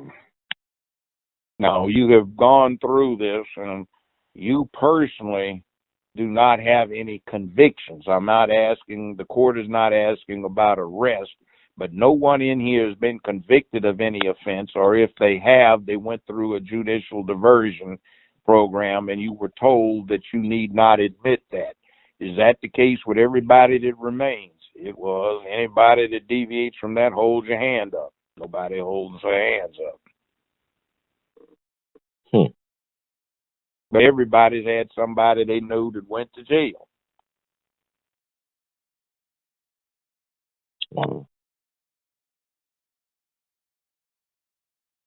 So how do you not get depressed in a situation like this? Like, how do you still have some type of hope that things will get better? Well, it's not a matter of getting depressed or anything like that. I'm not that delicate. You know, I think by the time I was 12, 13 years old, I'd seen at least a good dozen people killed from no further away than across the street. Wow. So, no big deal. I've seen people gunned down standing right next to me. I saw Mervyn Dimely, who represented a certain district in South Central L.A., which was not called that at the time. There was a big blowout we had in 1969 when students at 4 or 5 predominantly black high schools walked off complaining that they were getting a deficient education, and there was a big thing going on. So being part of the BS down there, we ran into Mervyn Dimely, who represented the area and who 3 years later became lieutenant. You became what? Like you said, lieutenant governor? Yeah, he became lieutenant governor in 3 years. Okay. But we're down there on Broadway, down in the hood, and he walks up with his ID and introduces himself to this LAPD captain and said, "Captain, my name is Mervyn Dimely. I'm the state senator from this district. I represent them." And the captain said, "Fine, Representative Senator Dimely, I'd like you to meet Lieutenant so-and-so and Sergeant such and such." He nodded at the sergeant, said, "Sergeant, if you would please." Sergeant took a nightstick and whacked Dimely across the head and beat him to the ground, and then kicked him 2 or 3 times. I said, all hell is going down now. And I was standing 5 feet away from him. Wow. Little tussle ensued, but you know, it was what it was. But even here as a state, wow, okay. And then they did a thing. They hung out at the bus stop, so people were coming home from work, getting off from the bus, so LAPD would jump them as soon as they got off the bus, beat them unconscious, and there was a group of people laying unconscious on the sidewalk at the bus stop. They chased everybody into these buildings and homes, and they'd walk in 4 or 5 of them at a time and say, him, no, him, no.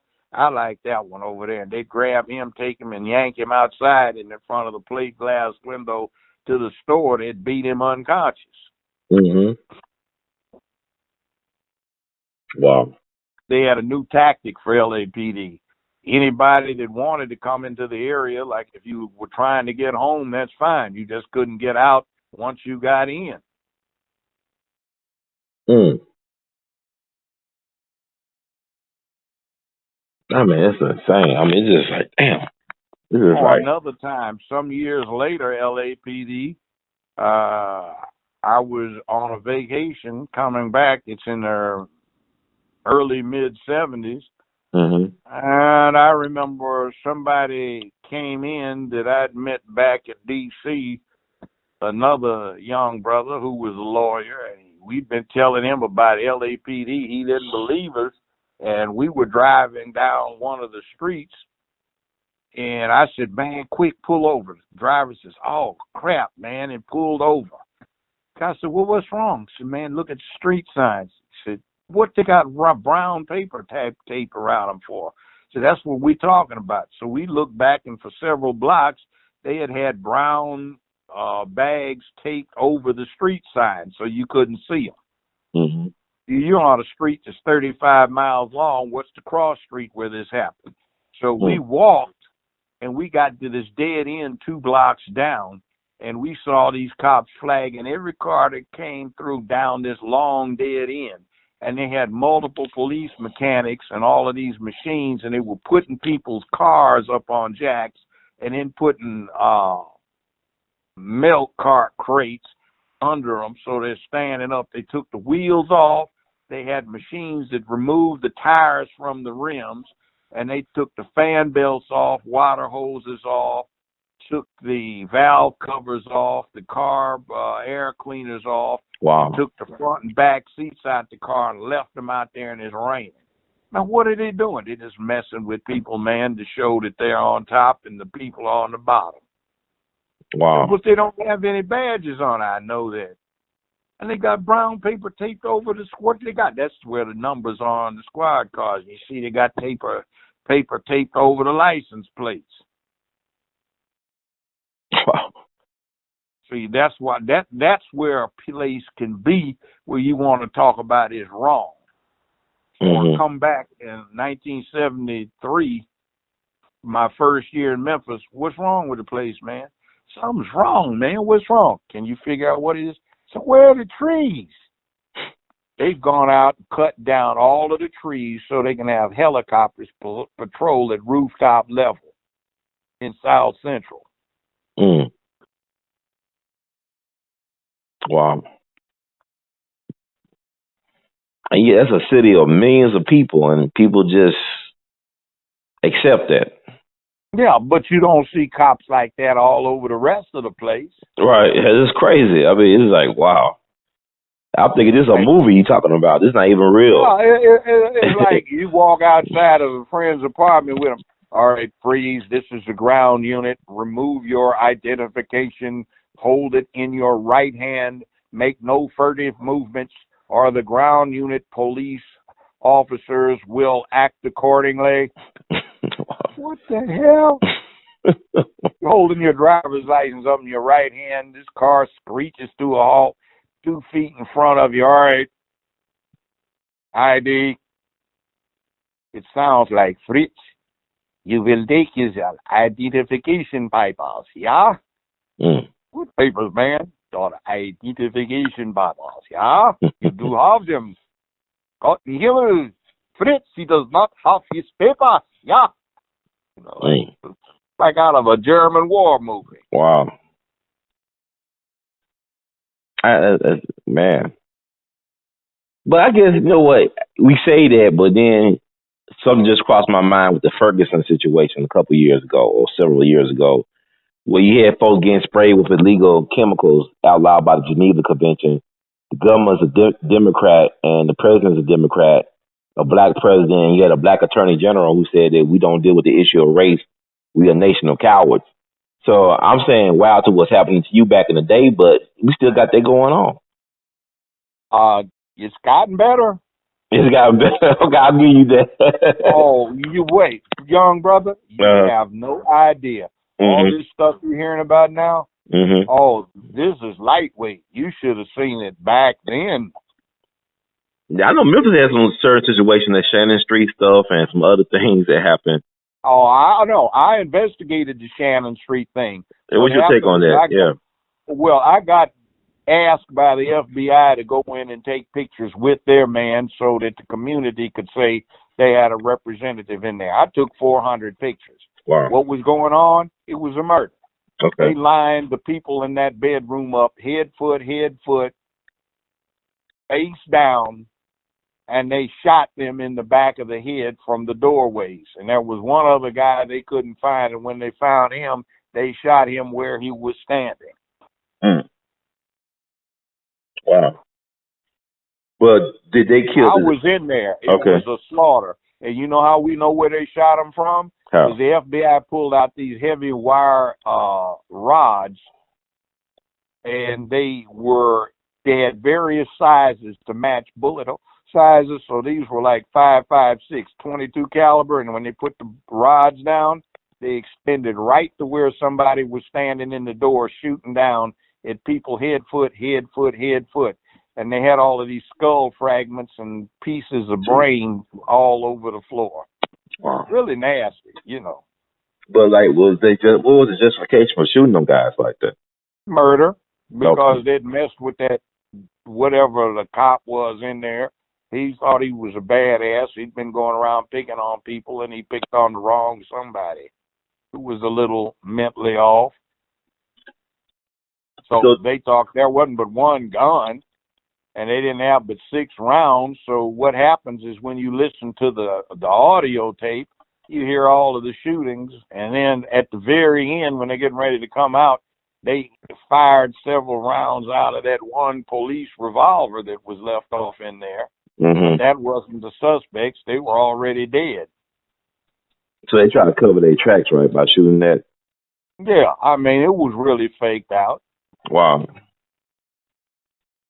But it was a flat-out just retaliatory killing. And then the guy that set it up punked out and left his partner there. You talking the cops that set it up or the other people that were on the other side? Well, the cops set it up. Randy Wade was there. He was trying to, they'd gotten a hold of somebody that could talk to him, but Hester, but MPD wasn't interested. Well, we got somebody in there that can talk to him. He's talking to the person from the phone next door. Well, hang up. No. Well, why you want to hang up? They had the sheriff's department communications and hostage negotiation specialist Carmen Johnson there. They wouldn't let her get involved. So they already knew what they're going to do. They're going to do a slaughter, a massacre. Yeah. See, that's when Memphis was still a minority black population. Okay. There are a whole lot of killings. Like Jerry Francisco was a crook. He was a medical examiner. Person died accidentally on choking, not by the stroke, because he swallowed some food. Well, then why does he have these 3 holes neatly punched in his head that exactly match this device that this particular cop was known to use? He had a piece of sawed-off iron rod that he had wrapped in leather, and he was using it as a karate stick, and he punched 3 holes in this guy's skull, which killed him. And Francisco was talking, he died of a heart attack. Same one that said Elvis Presley died of a heart attack, not a drug OD, even though he didn't autopsy the body. Interesting. Yeah, I mean, I just don't know, man. This system is like, it helps you so, what do they call that word? This dark place. You got to have some type of dark, twisted sense of humor just to accept this crap. Like, this is just going to be the official story. They do a bad job of creating the official story sometimes. It's really sickening. But yeah. And there's some other stuff too. See, being a lawyer wasn't exactly a safe thing if you were the right kind of lawyer. Right. I can remember I had a client who was a young lady who inherited all this property from her grandfather. All right, thousands of acres. And these white folk had been leasing it for $5 a year and making hundreds of thousands off of it. So they didn't have a written lease. It was 35 years out of whack. It was a year-to-year tendency. And I just had her pay up, 1 year's lease off of it, which was, or refused to accept it, which was $5 for every 10,000 acres. And she had 80,000 acres that she had the title to. So we got a black corporate farmer to come in there, and they sat down and they talked to the old chancellor to get an ex parte, that is a permanent injunction, with nobody there but the applicant. I went down there and he started talking about what damn fool signed it. And I said, with due respect, Your Honor, did. He said, hell if I did. And he jumped on this old white lawyer for getting him to act a fool and do that and dissolve the injunction. I had the paperwork there. The old white lawyer, who was 80-something years old, was upset because I presumed to act like I was going to win the case. He said, of course he's going to win the damn case. You don't have a leg to stand on. So the chancellor signed the injunction, dissolving the injunction. So I had the guys that were going to farm and pay thousands of dollars to this young lady so she could go to college. Well, we go out to look at the land, and they've cut down all these trees and moved these boulders to block the roads into it. So he went and had about 15, 25 tractors, and heavy equipment came in and moved the boulders and the trees. So we are on one of the 15,000 acre plots, and when the sheriff gets there, the briefcase with the order is on the hood of the pickup. I got a 45 in one hand, 357 in another. Somebody next to me's got a 12 gauge, and these fools that were doing the rip-off, they've got 12 gauge shotguns and pistols, and we got a Mexican standoff going. The sheriff gets to say, hey, guys, Jesus Christ, what's going on? Everybody lower your firearms. Jesus Christ. Bobby, what's going on here? Sheriff, these boys is trying. I said, don't you call me a boy, fool. Don't call him no boy, Bobby. Hell. Man got on a suit and tie. Sheriff, if you check the briefcase, you'll see Chancellor so-and-so signed an order giving us possession of this property. It's in the briefcase. It's open. He opened it. Let me see that. Bobby, tell your folks to stand easy. Sir, I don't know your name. My name is Attorney Joe Brown. These are my clients. All right, sir. Stand easy, everybody. God, Jesus Christ Almighty. Said, Bobby, you need to get yourself off of this land. You trespassing. Sheriff, what the hell? Get off, Bobby. This is clear as day. Wow. We getting ready to shoot it out, Oh, wow, that's crazy. But I mean, the Bundy Ranch stuff. So we got to just stand up for ourselves. We willing to die for what we want, huh? Yeah, but how many folk did you get to do that today? You know what I'm saying? And then I get these little lightweights who come on Twitter wanting to talk about, you old so-and-so, you ain't got what, you wouldn't stand. I say, look, fool, I'm trying to give you the 411 on reality. Right. But some things you don't need to know about. It's none of your business. It's nobody else's business.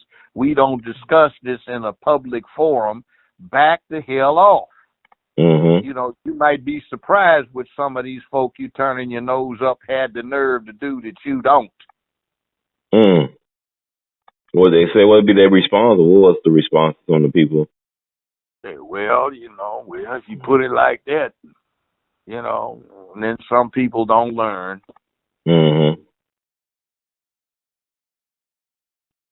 So, this is crazy. So nobody was held accountable for Shannon Street, right? Nobody really lost their jobs or anything came up there. Flat out murder. Wow. I'm there with the FBI agents, and there was a black photographer. He said, "This does not look good." I said, "Yeah, it looks like murder." He said, "It certainly looks like they had them lined up head, foot, and they shot them while they were laying down from these doorways. And there were people at that door and this door, and they both shot in down at these angles." Now, who killed the police officer? Did they kill him, or the police killed their own They kind? killed him by accident. Who, the police did? Yeah. Of course. I mean, it sounds like, they say that the police did the same Valentine's Day massacre up in Chicago. I could believe that, actually. And they put it on Capone. They allegedly, Capone had some dressed up like police. But you don't think there was actual police from Chicago that actually did it, though? May have been, but I mean, look what they did in Shannon Street. Why not? If they could do that to the people down in Shannon Street, I mean, get away with it? Well, Nobody held accountable? What was happening was these were rogues. Mm-hmm. See, in other words, they had, killing your first person comes hard. Okay. The next one comes easier. For some people, what comes after that comes too easy. Oh, okay. So they had too many people on their SWAT team or special assignment squad who had killed people under questionable circumstances, multiple people, and had gotten to liking it. Okay, well, An old man around. Now, look, let me tell you a story. Okay. I'm running the public defender's office. I'm the head public defender, right? Mm-hmm. And they had night court back in the 70s. So there's a flu epidemic going around, so a lot of my people are all sick. So I decided to fill in for night court. Mm-hmm. So there's this old brother in there. He's 80-some years old, and they've got him in custody. So I noted that the arresting officer was going to be down there on a traffic matter that evening. So I asked the judge if I could advance the guy's case to that evening's docket. He gave me the okay, so I went up and got the file jacket from the clerk's office. I come back down, and I briefly interviewed him, and it was no real case. It was some mess. He had an attitude, apparently, that the cops didn't like. So I'm getting ready to go address the judge when the back door of the courtroom is kicked open. This old white man walks in with his .357 in the air, talking about who the hell put his hands on my Negro. The police don't go for their guns. All these cops in there dive under the benches. What? These are white and black cops? There was one black cop in there, but most of them were white, and I'm going, damn, who is this unmasked marvel? He walked over and he grabbed the jacket out of my hand. He said, "Let me see that there. I see my man's name on it." And he said, "You." And he went over and reached down around and looked under the pew and snatched this cop up by the collar and put the pistol in his face. He said, "You, if you ever lay hands on my Negro again, I'll kill you, your stringy-haired wife, all your children, your hunting dogs, and your livestock." Wow. I make myself clear, don't nobody putting no hands on my Negro but me. He's been in my family as long as I've been in the family. His daddy been in there before then, great daddy, back past the Great Northern Invasion. So he says, the judge says, Mr. So-and-so, a little irregular. He said, "Shut up, Robert. I used to screw your mama on a regular basis. Oh, God. Be one of mine. Be quiet, boy, till you talk to me." The judge shut up. So he said, "Come on out of here, Thomas. We gone." Wow. So they walked out the front door, and the judge said, "Mr. Brown, what number is that on the docket?" So I gave him the docket number. "Show those charges dismissed." I said, "Yes, sir." So I went over and I said, "Look, what did I just look at? That was Jimmy. Don't nobody mess with Jimmy." One old gray-haired cop said, "When I first started in law enforcement years ago, I was a sheriff's deputy. Mm-hmm. And Jimmy was the high sheriff of the county. And Jimmy done killed 45 or so people. Wow. I remember hadn't been on the department 2 weeks out on the patrol. He drove up in his V12 Packet. Mm-hmm. And we had 2 old boys, white guys, good old boys, and they was drunk. Jimmy walked up, said, I know this boy here, and told him I don't want him polluting my jail no more. You drunk, ain't you, boy? He said, well, yeah, I was drunk. He said, I tell you, I didn't want to see you no more. He said, you did. He said, how about you? He said, well, sir, I takes care of my kids, and I try to feed them. I was just a little tired and got a little drunk. He said, all right, you get the hell out of here. He said, okay. The sheriff just said he's gone. I guess I need to shut up. So I thought that was going to be the end of it. Jimmy Thompson said, I told this trash I didn't want him up polluting my jail no more. Said he put his pistol to the man's head and shot him in the head twice. Said, called the meat wagon. Wow. Got back in his packet and drove off. See, when Jimmy got a gun out, there's death in the air. And quite frankly, I want to get home this evening. I ain't about to mess with Jimmy when he on one of his rampages. They just let that man do that? What type of, you know what I'm saying? He's been the sheriff like 16 years, where the sheriff and the mayor twice. And he was a lawyer. So he was 16 years a sheriff? Yeah, in Shelby County, and he'd been the mayor 1 or 2 times in his career, and he was going on 90. You're talking mayor of Shelby County? Memphis. Oh, Memphis. And a lawyer. Yeah, a lawyer. And his name was Jimmy. Sheriff of the county. Jimmy Thompson. And he killed almost 50 people. 45 plus people. Wow. I'm talking like, how can a person, I'm just thinking about the stuff that goes down. Could he do that today? Back in 1970. Right. That's just 40-something years ago. This is like 75, right? Yeah. Okay. That's not that long ago. If you go back from 75, 20 years, that's 1955. Go back 30, that's 1945. And he's in his 90s. Go back to 1930, 35. What do you think they were doing back then? Oh, yeah. I'm just saying, like, for them to all be afraid of him still, like, you know, like he's above the law, like he's bigger than the law because he killed people. You know, why nobody try to kill him? Know what I'm saying? Why nobody didn't try to kill him? Like even one of his fellow police officers. No, see, killing somebody is a step. Okay. If you kill 45 people, you ain't thinking about it. It's like, I'm wondering about, can I get away with it? Or, right. You know, this is all me or you know, like, hey, what's going to happen if I pull the trigger? This dude, bam, he ain't even thought about it. Wow. I don't know, what type of people produce a person like that? I mean, Well, it's like, I imagine it's like getting nookie. When you were a kid, the first time you got some, you were all nervous and fumbling. Now it's just like, well, this is the way it works, you know. Right. Wow. Man, I got to research this guy. This guy, wow.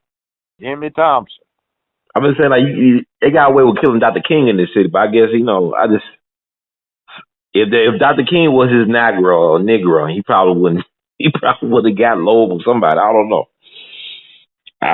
It's kind of fascinating. I know this. Wasn't a cop up in there stirring. They were all hiding under the pews and behind the walls, you know, like, hell, they ain't coming out on this. But I'm saying, what I'm saying is weird, though. They are bigger. It's like one guy versus these police. You can't do that today and get away with it, can you? Yeah, I don't know. I don't know anybody that's killed that many people.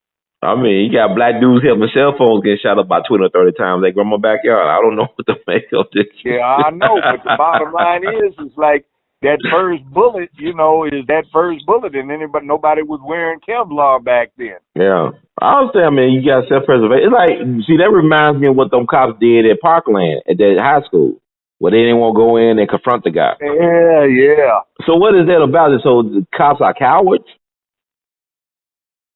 Like one of them said, I want to go see my wife tonight. I ain't got nothing against Jimmy Thompson. You know, hell. Wow.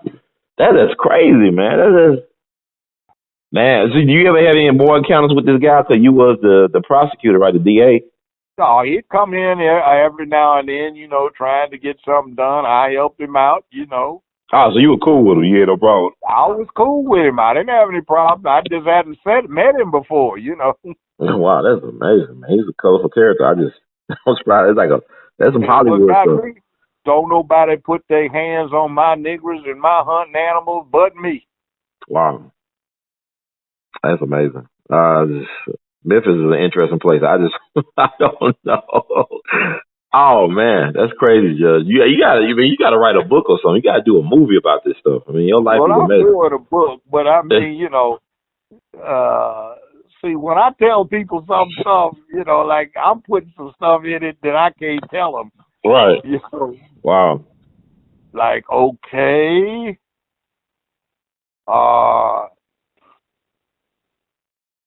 it's like crazy. It's like one time out in Long Beach, this has been 50 years ago, we had a meeting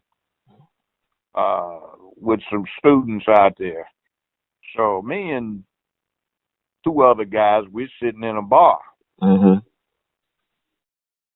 So everybody was armed. I had my 45 with me, and they had their hardware, I think one dude had an Astra 400 or something like that, and another one had a Browning high power. Mm-hmm. And we sitting up in this bar, drinking beer, and these two guys walk in with trench coats on and said, I can't remember the name, said, is Earl here? Oh, Earl ain't here. Well, don't nobody move out of here. The drink's on us, and they put a couple of $100 bills up on the counter. They had gloves on.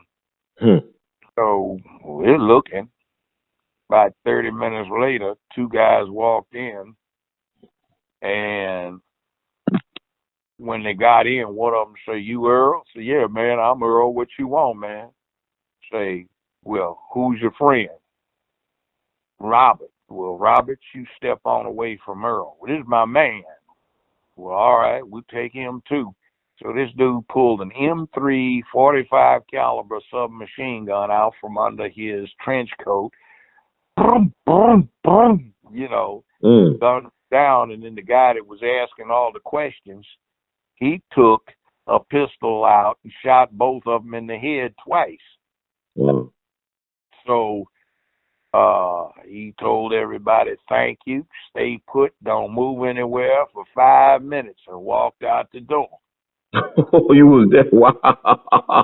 And the other guy walked off with him. So that is two dudes bleeding out on the floor, Jeez. Wow. Blood bubbles coming out of one of them's mouth, and nose. So he was still twitching. And, we got up and left, before the police got there. I wasn't waiting 5 minutes. We was trapped anyway. So what they had apparently done is they ditched the weapons a few blocks away and went on about the business. I imagine they flew in. Wow. So you never found out what was the backstory behind all that? Or you ain't really had the curiosity for it? They offended somebody. I was around when that killing went down at UCLA when they shot that Panther, Bunchy Carter, and the other one, John Huggins. Right. 4 people from the US organization are responsible for that. Everybody knew who they were when the police interrogated everybody. They gave them names and addresses. So they caught the 2 accessories, but they never did catch the gunman, and they were cold-blooded about it. We had a brother who was vice chancellor for the university, acting chancellor, because the chancellor was on a sabbatical. So he was having a meeting of European university chancellors. LAPD goes into his office almost a mile and a half away from the scene, kicks the door in, and handcuffs him and escorts him on foot a mile and a half back across campus to make a spectacle of him, jab him in the back with a shotgun, and then they handcuffed him to the same chairs they handcuffed all the rest of us to while we were getting interrogated. Wow. Some clown put 4 bullets in the back of my chair up in my office on the 3rd floor. I was in between floors when it went down, so it's like, hey, some of these folk didn't like me. It was interesting. Yeah, you got all them stories, man. That's just wow. Like I said, man, how do you? I mean, who do you get to play you in a movie? Who would you want to play Yeah, you? I don't know. Why they want to make a movie out of it? They'd louse it up. But I don't think you allow them to louse it up. I think they'll get it. It's gonna definitely be entertaining. I don't have to do no dramatizing. They wouldn't make a movie out of somebody like me. See, they don't do that. Okay, why is that? Well, it's like, what do we think of Rosa Parks for, right? All right. What did she do? Sit on that bus, refuse to move, right? When, in the 1950s, right? Right. What do we think of Jackie Robinson for? Breaking the color line of baseball. Well, that ain't what he got playing baseball for. He played baseball because he got court-martialed. You know why? Why? Riding the bus back to the base down south, he refused to move to the back of the bus. Right. They tried to put him off. He still had on his uniform and his 1911 45 auto, which was loaded. He had his 45 out, hammer back, safety off, surrounded by MPs and local police. And the testimony at trial was that he said, some son of a bitch is going to die tonight besides me. That was in 1942. Right. Wow. So why don't we know Jackie Robinson for drawing down on people not peacefully being lifted off of the bus and under arrest for refusing to go to the back of it? Wow. Good point. You see, they won't do that.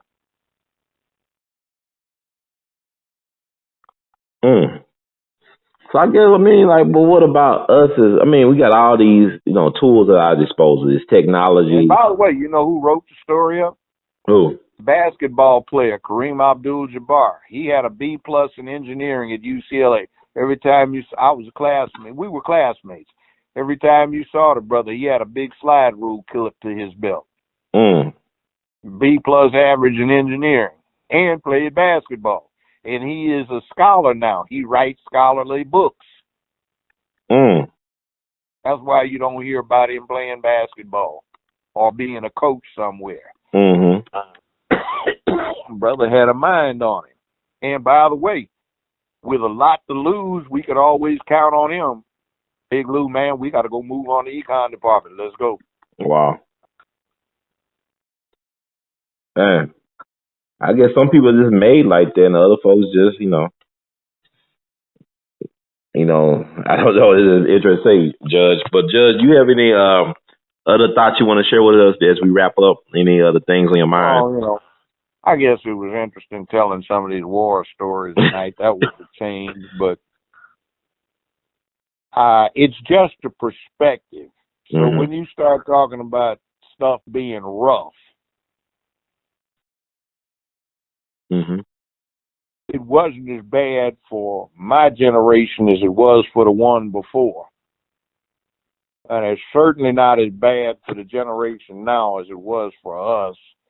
We made some mistakes, but just remember, there are people that came before you, and we offer shoulders to stand on so you can move on up. We can't come with you, but you can move on. Just don't lose courage.